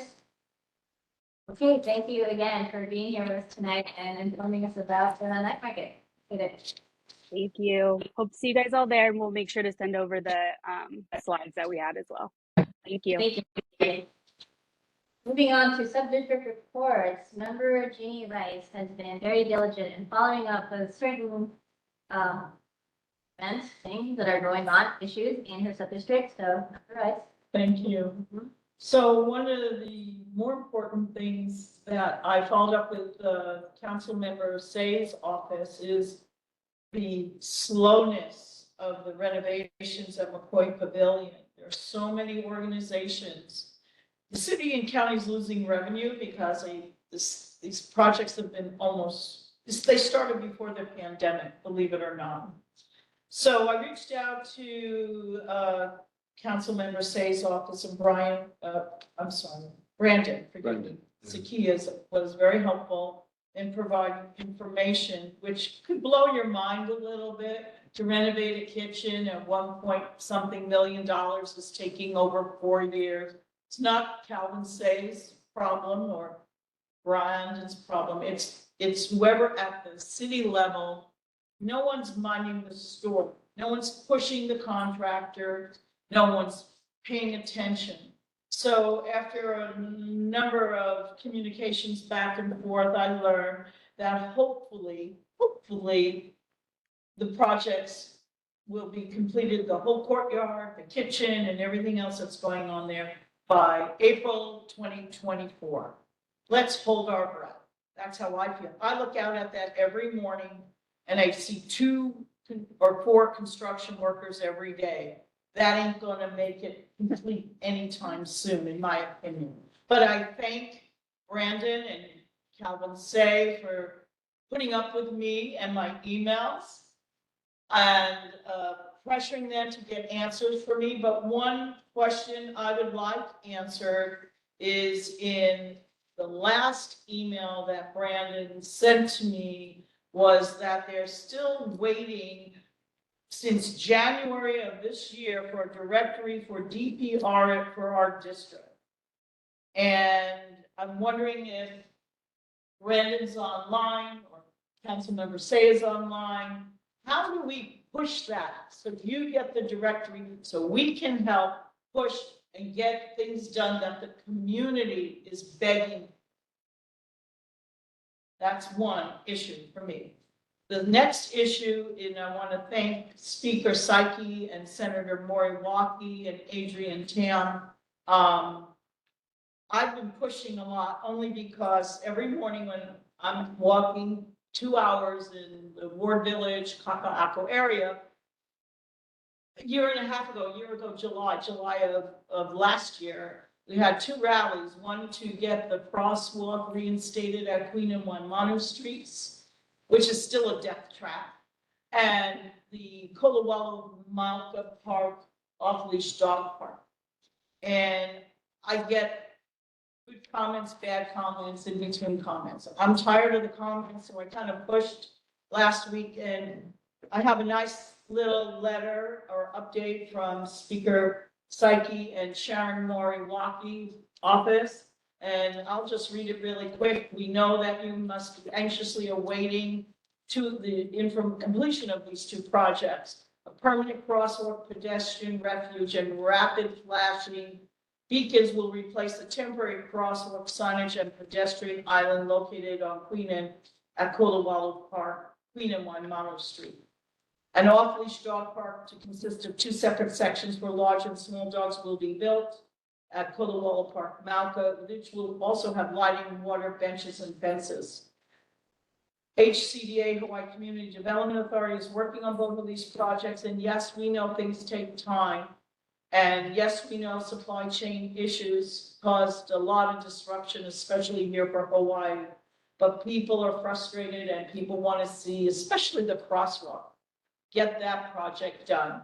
I'm told that it will be done in early 2024. I don't know what early means, so perhaps somebody can tell us later on in the meeting when the representatives have the opportunity to make their reports. But both of these initiatives are really critical to our community. And lastly, KITV on October 19th reported a Florida developer plans to build a 400-foot condo along Kapiolani Boulevard. And I'd love to know what the status of this project is. Why is it 900 units? They're putting a lot of businesses out of business. Runners Route, Pacific Diamond, Wedding Rings, and Dynasty Foot Massage, to name a few. It would be 493 junior suites, 203 studios, 172 one-bedroom units, 23 two-bedrooms, and about 2,500 square feet of retail space. Pricing, they don't know yet, and all of this good stuff. My question is, why are all these buildings coming in at 400 square feet? And it's just ridiculous. We don't need Kapilani Boulevard from almost Ward Avenue to the convention center is gonna be a tunnel of buildings. And is that what we want Honolulu to look like? Thank you. Thank you, Member Rice, and hopefully we can find some answers to some of our legislators that are listening to this. Any other updates from other sub-districts? Okay, Yeah, just to comment on the member Rice. Uh, Thanks for following up on this, because yeah, this is a concern, 900 more units. And then the other one that we're looking at putting in, that's pretty close to maybe Kakaako may hit 1 million. If that's what the goal is. But the challenge is, with the global warming, with the sea level rise, that becomes a big challenge. And a 900 unit will be a concern, and particularly reference the square footage for each of the units and the costs that will be. So again, if it goes according to what other condos have done, who is this being built for? Definitely not for the locals, because most of them, maybe it's too general of a statement, but they can't afford it. And if we're trying to fix the housing issue, particularly with the future graduates from high school, they're going to need to move, and they need a place to stay. And so we need to look at what's reasonable, prudent, and the common sense model so that we can do that. That's why the previous presentation, I asked, consider maybe lowering the AMI so that it can be affordable. thank you, Member Mariano. Moving on to residents and community concerns. We had Member Rodney Chan receive an email about Pacific Auto Center and how the neighbors in the area like to complain about the business and how it is the owner is perpetuating harassment, aggressive behavior. There are also parking issues and toxins from the shop in the drain. Member Chang, do you have anything else to comment on this? I don't, I haven't really looked into the matter. So if anybody else has any other comments about it, that would be welcome. Okay, thank you. I was trying to put So- the agenda on there just because. What was the name of the business? So it's on our agenda. It's called Pacific Auto Center. And the complaint from one of our residents is that it's a non-licensed business. His fumes are affecting the area from a block away. His suites, the business suite, toxic paint into the storm drain. And yes, So, Queen Street, just before Cook Street going. yeah.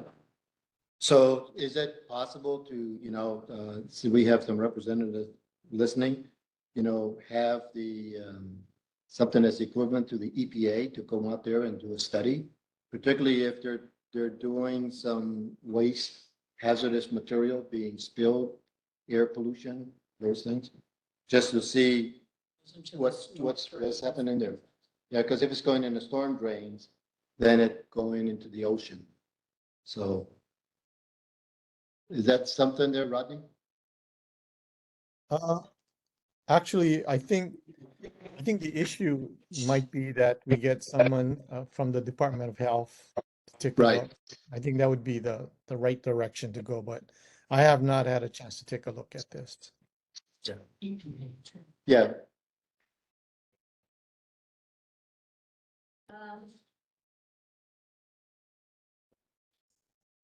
we have questions. Want to do it first? Yeah. Okay, we have two questions online and Mr. Yamamoto in person, so Mr. Yamamoto. Yes. Thank you for having me. This is going back to the topic of homelessness. I think it's understood that we have that problem. But the main problem I've been having is the inconsistency of HPD and when they respond. Even the 911 operators are telling me, you can't do that. You can't get them out of the park. You know, so it's kind of like all this resistance that I'm getting, and it gets very frustrating. We've had an incident where his name is Uncle Herman Monster Aviao. And he made home at the Sheridan Makaloa intersection, every corner. The private Walmart corner, the residential corner, and there's a City County, not a park, but a designated City County property with no trespassing. So all residents know we can't be on there. But he decided to go and do whatever he wants to do. So the police has been called like sometimes 10 times a day for the past 2 months. They respond. The latest response, which is very frustrating, was just last week when I called and they throw the sit and lie law, which most of the HPD officers that respond don't even know what the parameters are. They know there's a sit and lie law, but what is it? But they throw it at me and they say, oh, it's a sit and lie, they can do that. It's like, well, what are the times? Oh, I think it's like 10 to 3. The reality is from 10 p.m. to 5 a.m. So, you know, it's just frustrating that they're throwing this on us, trying to, you know, avoid doing anything and leaving them there. So a week ago at 10 p.m., he was on the median strip, and I called the police and said that he's violating the sit and lie law. And an hour goes by, 2 hours goes by, he's still there. I call back at 1:40, and then I was speaking with an operator, 86, which refused to respond with the officer's name that supposedly responded to that call at 10:45. I mean 10:15, which was before 11 o'clock. So I tried to do it before the time period. She argued with me. She said, I can't give you that information. And I said, well, what can I do? How do I know? Who do I talk to? So, well, you have to talk to the responding officer. It's like, well, how can I talk to the responding officer when you're not giving me the name? And luckily, my partner was on the speaker call hearing all of this. And he like shook his head. And I said, yeah. So I told her, it's like, you know what? I have someone listening in on this. So remind me what you said again, that no one, you know, they can't give me the officer's name. And prior to this, no problem, officer, so and so responded, they did this. But this particular operator was just so resistant until I said, you know, someone's listening in. Then she volunteered and said, oh, okay, well, Officer Villa responded, but I'm not sure if that's really the person that responded, but that's the name. I said, well, can I speak to Officer Villa? Can he come out? So they said, well, you have to, you know, call when you're ready for it. 15 minutes later, I call. Officer Villa doesn't come. 2:30, I call. But luckily, 2 other officers came, and I'm so willing to name him. His name is Officer Rivera. With professional, non-confronting, actually listened to my concern and was very respectful. His partner finally went to Uncle Avial and told him to leave, and it was resolved. But if this was 2 months, so what do we do? You know, they tell me that they will refer people to housing or availabilities or whatever the bill. But if they don't want to go, they don't want to go. So he's been coming and plaguing our intersection for like 2 months every day. So what happens if he comes back? Which I know he will. He's just moved a block away. So that's one concern. And the other concern was the 900 building. That's right across the street from where I live. We have a 5-story building and it's totally solar. So my concern is when this big building goes up, who's going to pay for our electricity? I mean, was that even a concern? So anyway, I think, I have other places to 620 Sheridan.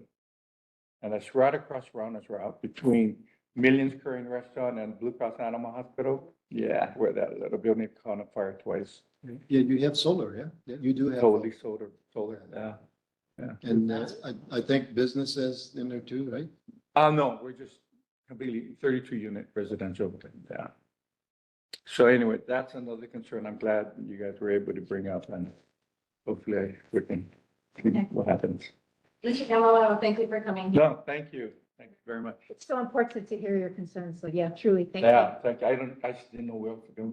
Keep coming. Just so we have everything on record, so we can.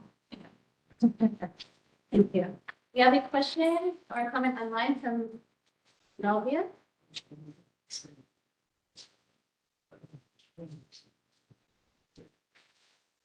Who's, You're muted, Novius. unmute, right? Ms. Melvin, are you on right now? We're under community concerns on our agenda. Hello, this is Melvia. Proceed. You put the, Okay, did you have a question or a comment?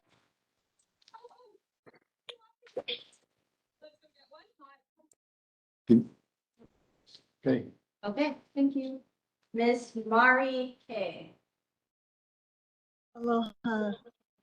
It seems like every community board meeting, there's another condo going up. And they keep throwing around the word affordable, which is really a cruel term. Because we do need affordable housing, and certainly that last presentation, 78 affordable out of 444. I mean, that's unacceptable. But my question is, where's all the water coming from? We're in a drought. We've lost some of our aquifers. And we're just importing more and more people from off island. These condos are not the residents that live here. Where's the water going to come from? Nobody brings that up. Thank you. Thank you for that comment that we have on record, and hopefully we can find answers for all these questions that are coming up tonight. Appreciate that. Thank you. Move on to elected official. well, Member Mari. yeah, just again, for community, concerns, yeah. I'll keep it really short. I've been emphasizing, the infrastructure, particularly around Kaka'ako, and mainly for first responders, but also for the standpoint of the power grid, the water, sewer, and the underground infrastructure that's been over 50 years that we're getting certain water breaks. But the biggest concern is, and it's a frustration, and I think it drives people to distraction, myself included, is the, I keep harping on Pensacola because it's in my district. Pensacola, Pi'ikoi, Kapiolani, South King Street, all the way up in an area. It is a big major concern. And I think that we need to try to get the city, the traffic, and the state to work together. Because if we're trying to get HPD to try to help enforce some of these new rules, we need to also do a better job in educating the public in advance, and not just a couple of one-liners in the newspaper and then forget about it. That's not education. And so we need to ensure that we can get whatever changes that's being brought to be education to the general public. Because if not, then we will continue to have chaos, and we don't want to have that. Thank you. Thank you, Member Moria. Appreciate that. It is now 8 p.m. We are And to our elected official reports, thank you everyone. Oh, Nice. member Davis. Sorry, I just want to like not extend it, but ask a couple of questions that I think are coming from things that I've shared. What is our definition of affordable? 80% of AMI, that's what everyone is saying. Right, and like, is that actually affordable? That's my, For like, right, so like, again, I think those are questions that we should ask in like how we move forward and the Makes things that that we're. determination. Sure, absolutely. So like, those are questions that I want to ask, and I don't know the answer to that, but I'm curious and I want to learn about those things. Another one is, when we talk about like changes that we hope to see from city, state, traffic, what is the biggest change we're hoping to see? Right, like what does that change or a successful solution look like? Because if we don't have an idea of where we want to go in mind, I think it's going to be really hard for us to find an effective solution at any point in time. Right, so I think that's, a good place for us to define like what does that potentially look like and how do we then work with the people involved to get us from where we're at to where we want to be. so in the regards, if I could real quick, Lieutenant Segusio mentioned it, when they do some of these studies, particularly with the traffic and all that, they need to include HPD into the planning process in advance. They need to bring, he didn't say this, but we also need to have fire, EMS, and all these other first responding agencies as part of that whole process, because we have to integrate and synergistically blend those things together so we can have that pretty good traffic flow. There's climate change. Again, there's just multiple things that needs to take place. But what we're going to do is if we're going to bring more infrastructure into the area, then we need to plan that out accordingly and not just short term and look at each individual project as individual projects. That's where that complete street, that's where that whole city planning takes place. So that's what I would submit. Then intersect where Kiamoko and Magalo is. Yep. I think that's a smart intersection. Pedestrian and car don't move at the same time. To me, that's a great idea. Thank you for sharing that in terms of like things that are working. Yep. And how do we learn from that? How do we capitalize on things that are already? Thank you. And I know a community concern that was brought up by member Rice was the Florida developer project. So Yep. Mr. Sato, we said goodbye. Yeah. Just a really brief update. Thanks for having me again, Isaiah Sato, with Armtal Corporation, for the record. For that project, we've been on hold since the last meeting, so there's a reason why we haven't provided an update to you guys. Immediately after our presentation in August, we did an informal informational briefing with the zoning committee at council. And similar to the feedback we heard here, we heard similar feedback at committee. So the developer, I think took a lot of your comments into consideration and kind of put it back to the drawing board. So we, the planners have been on hold and they've been looking at various designs incorporating residential or partnering with affordable housing developers. So they're taking a good look at their benefits package. So we haven't submitted anything to the city yet, anything for approval, but so Let's we'll keep 620 Sheridan able to have their solar yeah. power. Yeah. A lot of tenants are gonna be, Yeah, no, that's a won't have electricity. yeah. Add that to your PowerPoint. That's a really excellent point. And we do always have to check with people to make sure there's availability. And with these projects, we're talking about electricity. Now the city recently passed a new bill for energy code and they require more like electrical vehicle charging and whatnot. So the developers are sure to work with people to make sure we meet these requirements there. Just a few other comments real quick since I'm here. Affordable housing by the state is defined as 140% AMI and below, is what they call like affordable. Kakaku uses the term reserved a lot for their housing process, but it's at 140%. 40 AMI and below that So just to And be then clear, the- when you say 140, you're talking about AMI percent. 140,000 per year. No, 140% of the area median income. So if um, 40. the average person in the state, I guess, would be right at that median income. So it goes beyond that up to 140, and they consider that affordable slash reserved, I guess, depending on where you're at there. Traffic wise, I think this is a good comment. And this is on my personal take. I know the intersection where you have all-way pedestrian crossings called Barnes Dance, they work in some places and they don't work in other places. Sometimes they create a lot more traffic or even unsafe conditions for pedestrians. So it is things that I know the city is studying, and project developers do study that in their traffic study. One last thing for both projects, we always need to update our traffic studies. So for the project that was approved in 2017, there were conditions in our approval to update our traffic study, and that's something that we have to update and work with the city on. But yeah, thank you. Thank you. I appreciate you as well concerns and responding to them. We have one question online from Ms. Mari Kay, and then we move on to our elected official reports. Hello.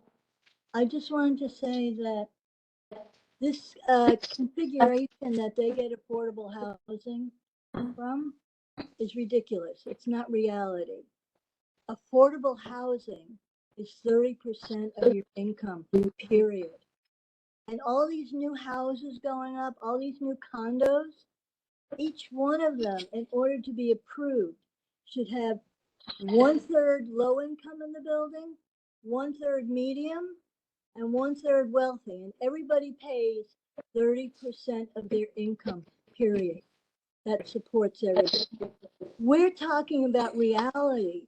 We have a homeless problem because people don't have houses, because they can't afford this affordable configuration that some people make up. And I don't, you keep explaining it, but it never makes sense to me. And so we have to get real. What is going on? We have a homeless problem because they don't have housing. And all these, businesses that are being closed up so we can build more condos. Every time you put a condo into a neighborhood, you are gentrifying the neighborhood. Kaka'ako in 1976, the HCDA was created to make affordable housing in Kaka'ako. Well, somewhere along the line that got lost, because look at what we have now. And it's happening in every neighborhood. Down in Kapiolani, where they got 130 families, not individuals, families were evicted to build another condo. And then the rents go up and no one can afford it. It's a vicious cycle.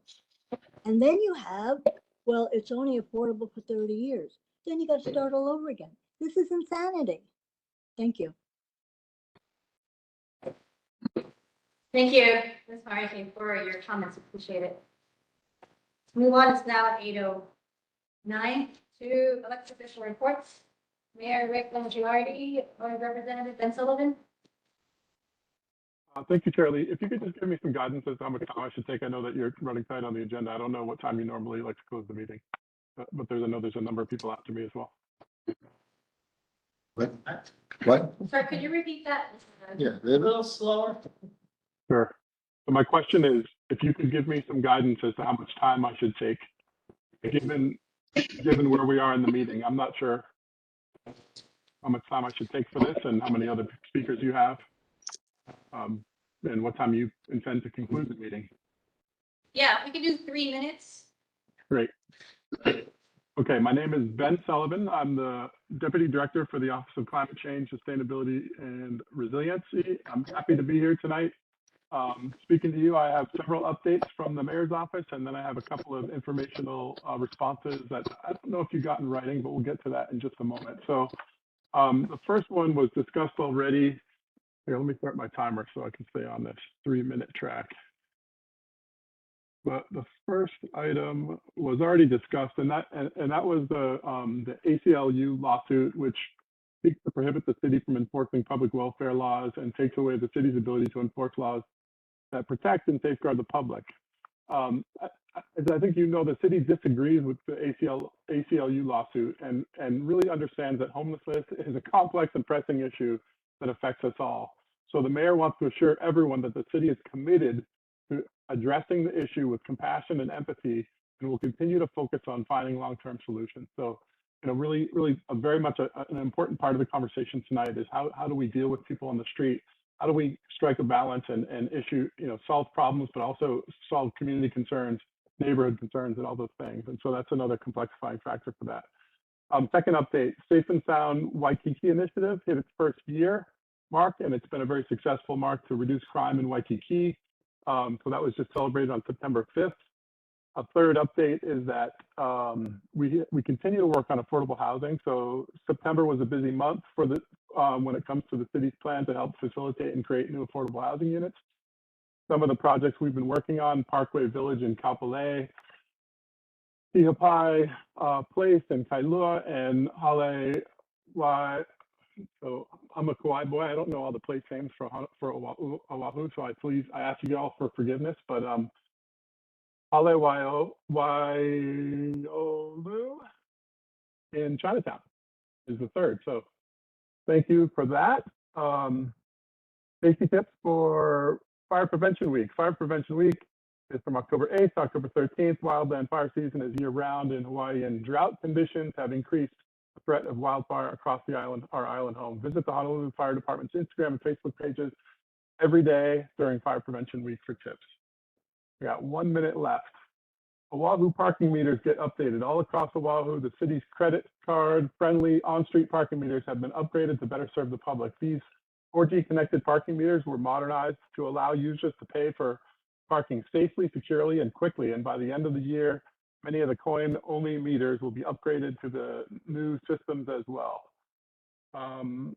So a couple seconds left here. Responses. There was a question about emergency sirens, and will emergency sirens typically used for tsunamis be used for any other natural disasters? And the answer is yes. Really briefly, it really depends on the circumstance. And the intent with the emergency sirens is to alert people that there's a disaster and to just alert them so they seek additional information. So, you know, if it's a local disaster, if it's something that's very localized, it may not be something where we use the sirens. But it really depends on the situation. So I can't offer more there. Sorry, I'm going through this stuff so fast. I just want to be respectful of your time. I'm going to give one more response here. The question was, residents requested an update on outreach efforts for houselessness. Actually, I might skip this one. So I want to just say that Ms. Iwamoto actually addressed both of the responses I'm looking at here and just talked about the organizations that address homelessness on either side of Pi'ikoi Street. So I'm going to just, for the purpose of time, I'm going to leave that one out. And then the last question, unfortunately, was home availability for houseless. A city representative previously informed the committee if every unsheltered individual on Oahu accepted assistance, there's only enough temporary housing to shelter 50% of houselessness. Unfortunately, we're going to have to get back to you next month on with the proper source of this question, because it needs to be handled by DCS, and that's not where the request was originally sent. So we'll get back to you next month. If there's any questions, I'm happy to try and answer them. Otherwise, I can seek the information out and get back to you. Mr. Sullivan, thank you for that. Questions, we have Treasurer Kimko Koyumoto and then Member Rodney Chang. Thank you. So I just want to clarify. I asked that question about because I think is it Grupsky, the gentleman who was in charge of the mayor's unhoused. He presented to this neighborhood board, you know, when he first kind of came on, that we only had 50% of the needed temporary shelters. So yeah, and that was the thrust of my question, which is, okay, well, back then when the mayor first came on, you were at 50%. Have we made any progress?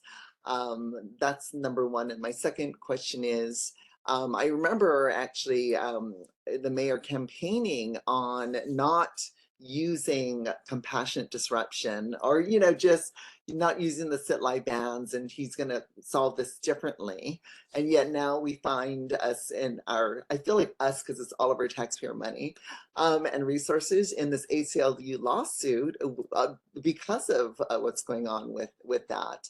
So those two questions, one is how far we come, have we come in the last 2 years regarding available temporary housing, and then the second one is what happened, how do we shift away back towards compassion disruption? Can we start over? Okay, just to inform everyone, we ran into a few technical difficulties because of our. Okay. Treasurer Domoto, I'm so sorry, we have to. Do again. One more time. Do over. Oh, me? Okay. Yes, Do it. sorry. Do it.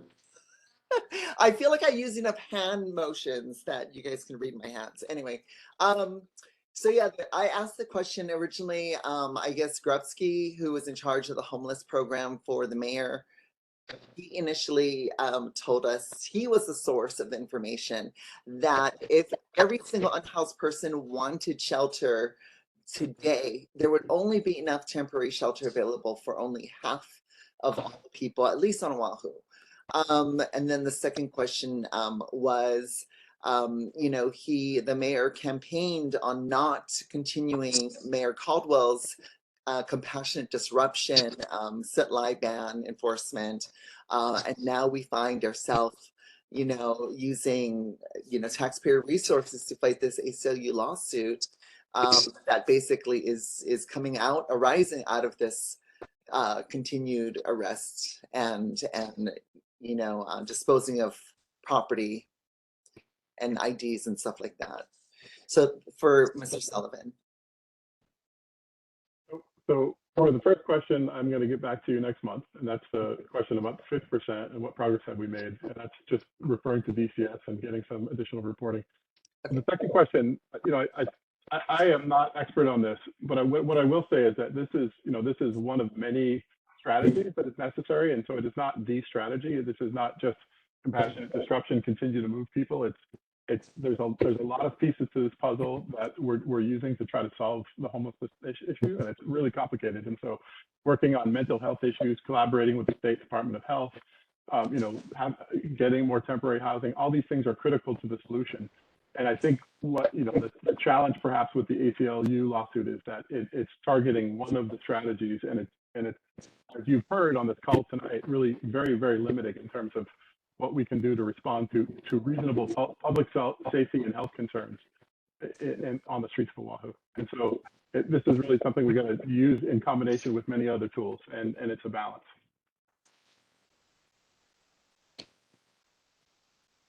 Okay, thank you, Treasurer Yamamoto and Mr. Sullivan.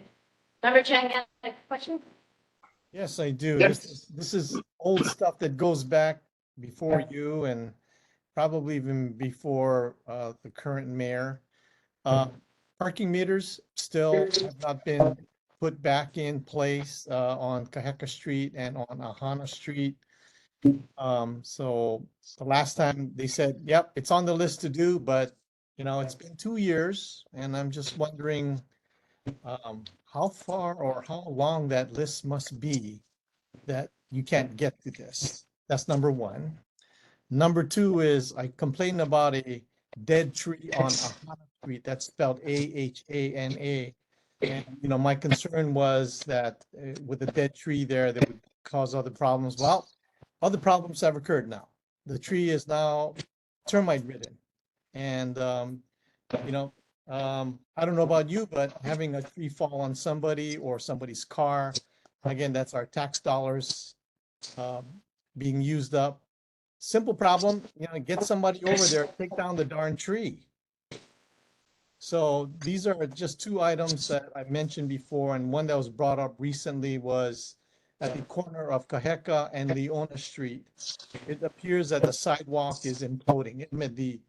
The curb on the street is starting to go down. and that's a concern. I'm just wondering if it's a sinkhole. So those are the three items that I mentioned before, have not been addressed. And I think that, well, I understand the parking meter situation, but a tree that's termite ridden that could fall and potentially, maybe, I don't know if it really is or not, a sinkhole situation on the street. So those are my concerns. Thank you. Thank you, Member Chang. Hi, Ben, I'll follow up with you. This is Calvin Say. Okay. Okay, and moving on, Councilmember Calvin Say. No, wait, we have, okay, yeah, Mr. Sullivan, can you ask the mayor if he can look at working with the city council, as you heard earlier today, regarding possibility of finding out what is the reasonable median for AMI, so we can make affordable housing affordable to locals. He can do that. There's no right or wrong answer, but it's something that we can use. And then the second, it's not just here in Kaka'ako, but it's across the islands. Street signs. There's lots of street signs that you can't read. It's old.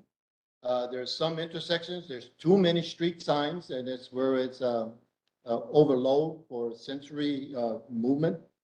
And then you have some street signs that's being blocked by trees and stuff. So, we need to kind of look at the overall aspect for street signs. And then lastly, I don't know who does quality control, but I'm sure it's the mayor's driving around, because when I'm driving around and I see this new road that's going up on the freeway and other places, and you see the lanes that's being put on there, it's crooked, I know some of it is temporary, but it looks like it's pretty crooked. And then on Queen Street, for example, they just did some repaving, and it's kind of crooked. And I'm thinking, wow, if the mayor is looking at that, and we have, again, it might be temporary, but we need to have more professional aspect of that. And if that's the mayor's responsibility, or he can bring that back to put it into the right channel to ensure that there's quality control that's being done when we're fixing infrastructure, and particularly roads. On the freeway, it's kind of terrible. From Pi'ikoi going to Kahala, those lanes are crazy, yeah. Come see the sloppy job they did of repaving Oahu and Coon Street, just block Malca of Moana. It's disgusting. Yeah, so again, that's Repaving is awful. it's something that if the mayor can take a look at that, because if we're paying for it, we should pay quality. Thank you, Member Moana. First Vice Chair, Second Vice Chair. We got it answered. Okay. Thank you, Mr. Sullivan, for listening to our community's concerns this evening. Thank you. Moving on to Councilmember Calvin Say. Hi, Kathy. I'll be very brief this evening, and thank you very much for a wonderful educational hearing this evening with the neighborhood board. Yep, the two major projects that's coming for the zoning committee has to be approved by the Department of Planning and Permitting. That's number one. Number two, I'd like to say thank you to Member Rice, Member Chang, Member Chi, and others in regards to their dialogue and communication with my staff in regards to issues that you folks have had in the past. And for Brad, who's been working very hard with Melvia in regards to the issues of his area that he represents as a watch program. I'd be happy to respond to any questions that you have at this point in time. My report is in the chat, and I'll reserve my time for any questions the board or the residents have. Thank you, Councilmember Say. Questions from the board? Okay, questions from the community? Member Davis, sorry. Emma. Really quickly, I guess, yeah, my question would just be, what's the most effective way for us to pass things up to you? Or, I guess that's a very general question, but how can we better work together with you? I know, like you mentioned, Member Rice has been following up on issues, but just in general, like where are there improvements for us to increase communication with your office, or create, lines of communication, that can help us be more productive? Emma, my thoughts would be simply put, organize a group that can go around the community to Whole Foods and other places to sign petitions in regards to a particular topic. That would be very beneficial, number one. Number two, being actively involved in what the council is also doing.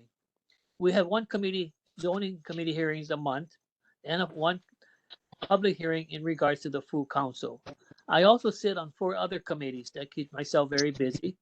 But more importantly, all the issues that you folks have addressed, I believe Chair Lee, others that have been here a long time, like Lynn, realize we've talked about it many a times in regards to the homeless situation, which we had at the was it Akako Park, where the homeless can't be moved, et cetera, et cetera, et cetera. But for small little details, that's the kind of stuff I like to follow up with every month. If you folks give me a list of what you want me to follow up, I'll be happy to. But individually, your residents have been communicating, and that's why I'm saying we've been doing it just individually of the residents. Is that okay, Emma? Yeah, Okay, absolutely. great. Anything to increase how we can, again, improve communication and pass things on to make, again, government more efficient. I think that's probably something a lot of people can agree on, is that it's easy for it to become inefficient because not all things are scalable. That's correct. And for me, it's been very difficult because there are so many other departments that I have to deal with. And I just had a complaint this week in regards to real property tax. The person bought a condominium in Kaka'ako, not realizing that the homeowner's exemption he did not qualify for because he did not file it on time. So it's all great, but thank you. Thank you. Councilman Say, okay. Councilman Say, Yeah, Lynn Lynn. Mariano. Thanks for all what you're doing and your assistance, and being available when we call upon you. You heard some of our concerns that we're talking about tonight, and so, as you know, I continue to harp on infrastructure. Yes. So there's 2 things that I would like to see if you can help us, and that is education, for the public, particularly when we're putting out information. We heard earlier, there was a law passed about no right turn on red, and HPD's got to enforce that. The rest of the public didn't know that. I still think that you can turn right on red when you stop, the way the law says. So education, we need to do that. Second is shortages of HPD and Honolulu Fire. Making sure that we have enough to help HPD and fire and EMS to hire, because as we increase the population here in Kaka'ako, we need to look ahead to ensure we have the right amount of staff to kind of support us. And then the third part is, we have Queens Hospital. Yes. It's right outside Kaka'ako. We have Strub. Yes. And as we increase the population, we need to look at hospitals and Kaiser as well. Right up the street. But again, Kaiser's kind of limited. So we need to look at that. So is there something that that the city council is looking at in the 3 to 5 year plan, rather than just condominiums, of building hospitals and fires and schools, so we can take care of the population here? Oh, yes. And I think you folks should be aware of that, because Kaka'ako and Ala Moana is in the primary urban center. Our predecessors were the ones that wanted to have the development and growth in this particular area to save the country. But more importantly, yes, we have Lynn. If you recall, for the board members, Queens Hospital did come before the board along with Straub in regards to their expansion of their footprints in the Honolulu proper district. For Kaka'ako, you have to go to the state agency, Hawaii Community Development Authority, where Francine has been attending all of your neighborhood boards and done a great job. Lynn, do me a big favor. Whatever studies or reports that you want that we can have found for you, we'll do that. So all the different topics are. So in closing, yeah, I'll be happy to assist you folks as much as I can in regards to all the different types of issues that a city council address. From the homelessness that we've talked about, where 3 years ago I complained that for District 5 we had over 12 different homeless encampments. And that's the difficulty I face today as far as trying to do all the safe sidewalks, etc. But affordable housing is another one, and it's going to be one that's going to be continuously. But overall, as far as county services, that's where I want to see results as far as the turnaround time, which is very difficult. And I'm sorry, like, for example, signs. Okay. And thank you, Councilmember Say. Thank you very much. Councilmember Tyler Dos Santos Tam or his office representative. Robin Hensky. Hi everyone. Hope you all are well. Okay, so long discussion tonight, so I'm gonna get to that right after my small report here. But in the chat box, I've already submitted our newsletter, a feral chicken fact sheet, and kind of an open discussion on any potential dog park locations. Councilmember Tyler Dos Santos Tam is interested in kind of expanding that, increasing dog parks or converting parks into kind of a fenced-in area where small dogs or larger dogs can play and run around on leash or off leash. It's up to the community input. But moving into the more robust discussion that we've had this evening on affordable housing and homelessness, yes, I mean, I think Emma, Kim, Mary have all brought up really, really valid issues on how complex homelessness is. I know we have an housing shortage, lack of inventory, high cost of living. And Councilmember Tyler Dos Santos Tam, actually today, our office explored commercial to residential conversion, so adaptive reuse. I know that's not an end all be all, but it's kind of a tool in our toolbox that we're trying to explore more as it's been utilized on the mainland. And the mainland isn't the same as Hawaii, but you know, if we can learn from other municipalities that have had successes in reducing the homeless population and expanding affordable housing, I think that's worth exploring. But as far, let me see, I wrote a lot of notes down, so let me just oh, and is it and I think I'm also a touch point on this, but state, city, and federal cooperation. I know with the other legislators here, Councilmember Calvin Say, I mean, we're really motivated to work together to provide those wraparound services and the different social services that we can provide to individuals. And as far as for our office, increasing communication and that interface, email, call, I mean, whatever you guys, just that direct communication, if we can facilitate that, anyone can call our office. We have a monthly newsletter that goes out, we share in the chat box, but we host community meetings. I mean, we really try to have a touch point where the community can directly engage with us. And I think as we bring in kind of more deliverables, tangible results, I think that community trust will build, and that communication between government and the constituency can increase. So any kind of ideas you all have, we're open to. And if you guys have any questions from anything I just said, you can let me know, and I'll bring it back to the council member, try to answer it on my own. Thank you, Ms. Robin Hensky. Appreciate it. Questions from the board? Or community members? Hey, thank you again for being here tonight. Appreciate it. Thank you, guys. Representative Scott Mishimoto or his office representative Taylor Gotham?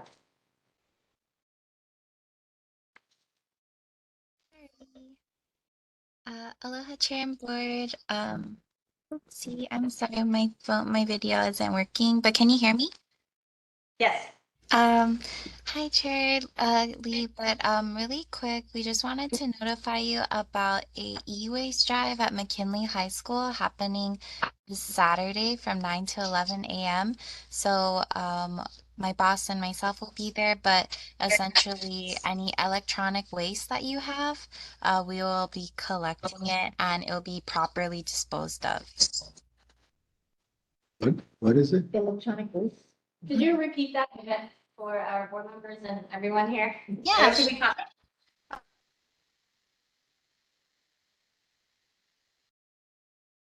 Are we having?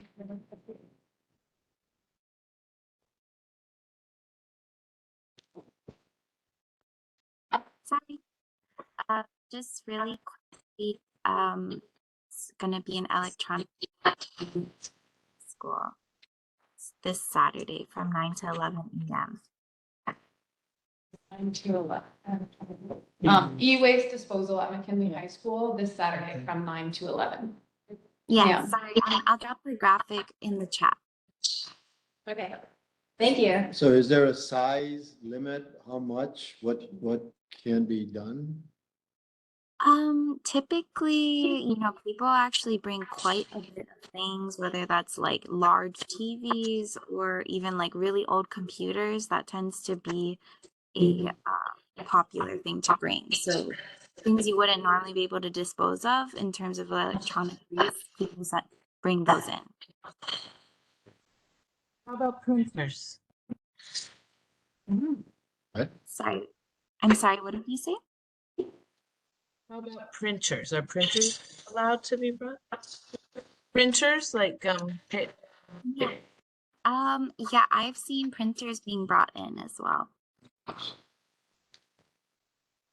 Okay, thank you, Ms. Taylor Dawson, for that update and for letting us know about that event on Saturday. Yeah. Thank you, appreciate that. Okay, moving on to State Representative Adrian Tam. Aloha, everyone. Thank you so much for having me. I have posted my newsletter into the chat box. If you don't see it, you can find it on the Capitol website under my name. So my first item of business is that we had a very successful town hall in late September. It kind of covered many of the issues that our neighborhood really cares about, from condo issues, noise, and homelessness and crime. And I'm hoping to have more town halls, mostly like presentation-wise, on certain topics. Next time, Senator Moriwaki and myself, we worked well together during that, and I want to thank her for helping us put this town hall together, and I want to thank everyone for coming. Secondly, the state capitol is now accepting resumes for the upcoming legislative session. Basically, you'll be working from January to May. Our office is hiring and accepting resumes as well. So if you're interested in working for our office specifically, feel free to send your resume our way. We're looking for a legislative committee clerk. That is the end of my report, and I open it up to questions that anyone may have for me. Thank you, Representative Tam. Questions? Okay. Sorry, did you mention when the next town hall is?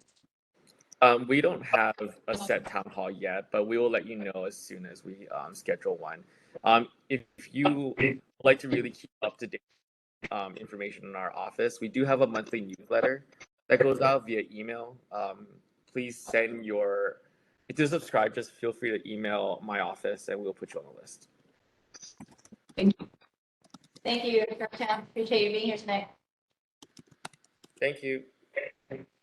Hey, Speaker Scott Psyche or Local Representative Frank Rojazinski.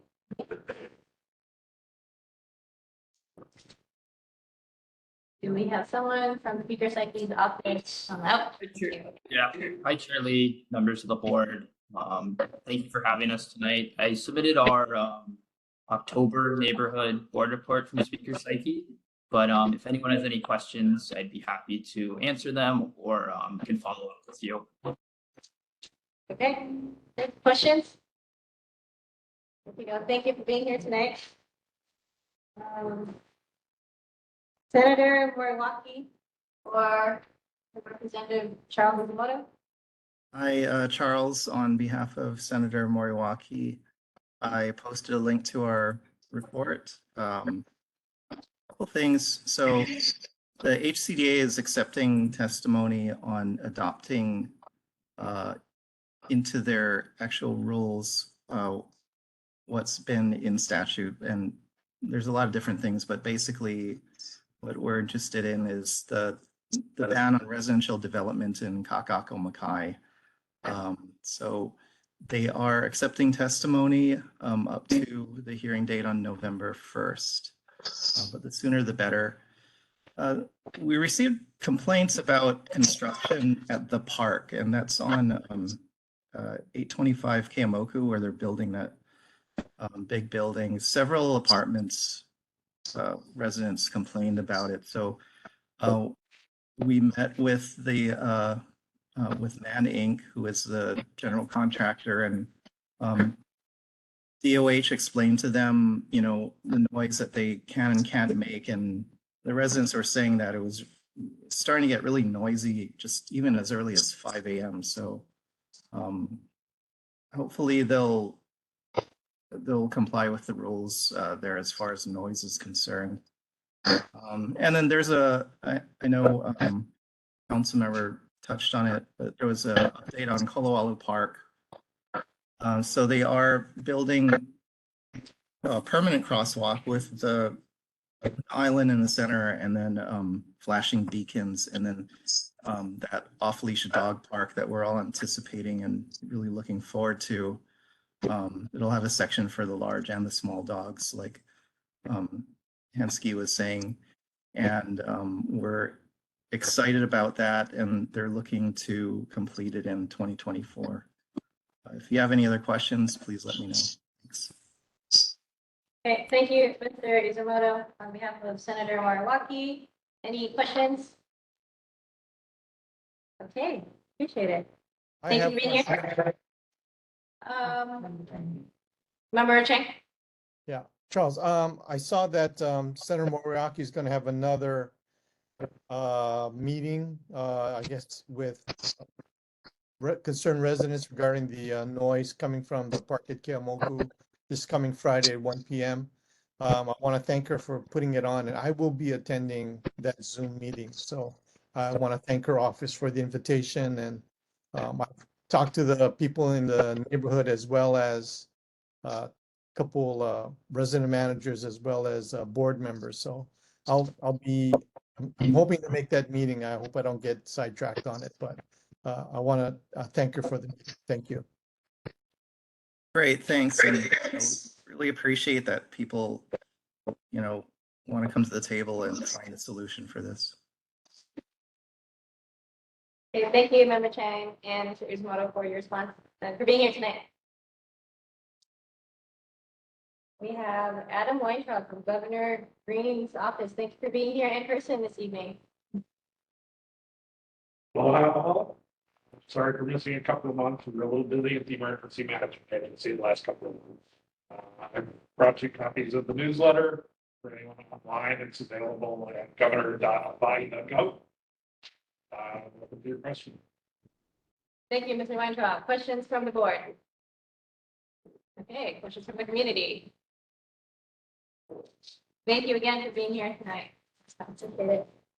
We have a representative from Congressman Exe's office. Looks like there is agency reports, HCDA, Francine Murray. Are you online? Hi, yes. Can you hear me? Yes. Sorry, it's a new laptop. It's a little strange, but aloha everyone. I'm Francine Murray from Hawaii Community Development Authority. Thank you so much to Charles from Senator Moriwaki's office and Member Rice for your updates. They covered my updates on the Koloalu Dog Park, the crosswalk, and the Kakako Makai area rules. That public hearing is again November 1st at 9:45. That's next Wednesday. But we've extended the deadline to receive comments until November 7th. And those comments, if we receive them by the 7th, they can be incorporated into the next draft before the December hearing. So I included a link to our newsletter in the chat. And do you have any questions for me? Questions for Ms. Francine Ray of HCDA? No questions from the board. Any questions from the community? Okay, doesn't look like we have questions at this time. Yeah, just real quick, Francine, if you heard some of our discussion today, we had some concerns reference some of these condos that's going up and some of the rules. Is that something that you can take a look at and get back to us next month? Sorry, I haven't reviewed, or we haven't reviewed those because they're not in our immediate district. Those are all Moana. I guess the Kapapa district that our agency oversees goes up to Pi'ikoi. Yep. Sorry, maybe I didn't hear which project you're talking about. Could you let me Well, know? there's. So. They're HCD is Pi'ikoi to downtown, to South Street, right, Francine? Correct. If they don't oversee. Okay. What about the infrastructure that touches? Do you cover those things? Yes, we do infrastructure. Yeah. So I guess, one of the residents, one of the community members mentioned about the infrastructure as well. Mr. Yamamoto, he brought up some concerns. And so with these, even though it may not be in your area, but if you're looking at it holistically, is there something that you can take a look at and get back to us? Is that for the 1500 Kapiolani Boulevard project? Yes. I'll see what we can do. I'll let the office know. Okay. I'll ask our office. Okay, thank you, Member Mariano and Ms. Francine Murray of HCDA for being here tonight. Thank you. Honolulu Authority for Rapid Transportation, our heart. Do we have Mr. Johnny Reed online? Hi, Charlie. Board members, this is Johnny Reed. I'm with Hart's Construction Engineering and Inspection Team, and I support the public outreach, public involvement efforts for Hart. Just a quick couple updates. So Hart is just the construction agency building the Honolulu Rail Transit Project. The Department of Transportation Services handles the day-to-day operations. Just want to make sure that's kind of clear. For Hart's construction updates, we have nothing from segment 1 from East Kapolei to the Aloha Stadium. As everyone's hopefully aware, the system is open, passenger service has begun, and Hart has no active construction at this time. From Aloha Stadium to Middle Street, construction efforts are progressing through the airport guideway and station segment. The guideway is complete. The stations are expected to be complete in first quarter of 2024. And Hart expects to complete testing and all the components installation and the segment over to DTS in mid 2025. For the third segment from Middle Street to Halekauwili Street, utility relocation work continues through Dillingham and Nimitz corridor through Halekauwila. This utility relocation work will facilitate the future guideway and station work. That contract is under procurement right now. Hart expects to award a contract for this city center guideway and stations in mid 2024. If you're interested in additional Hart updates, we have a project website. It's www.honolulutransit.org. We have a 24-hour project hotline. It's 808-566-2299. And if you have any preference for emailing a question or written question, we have a project email at info@honolulutransit.org. I'm here for any questions, and I know it's getting close to 9 o'clock for the time we turn into pumpkins, so I'll end there and open for any questions you have.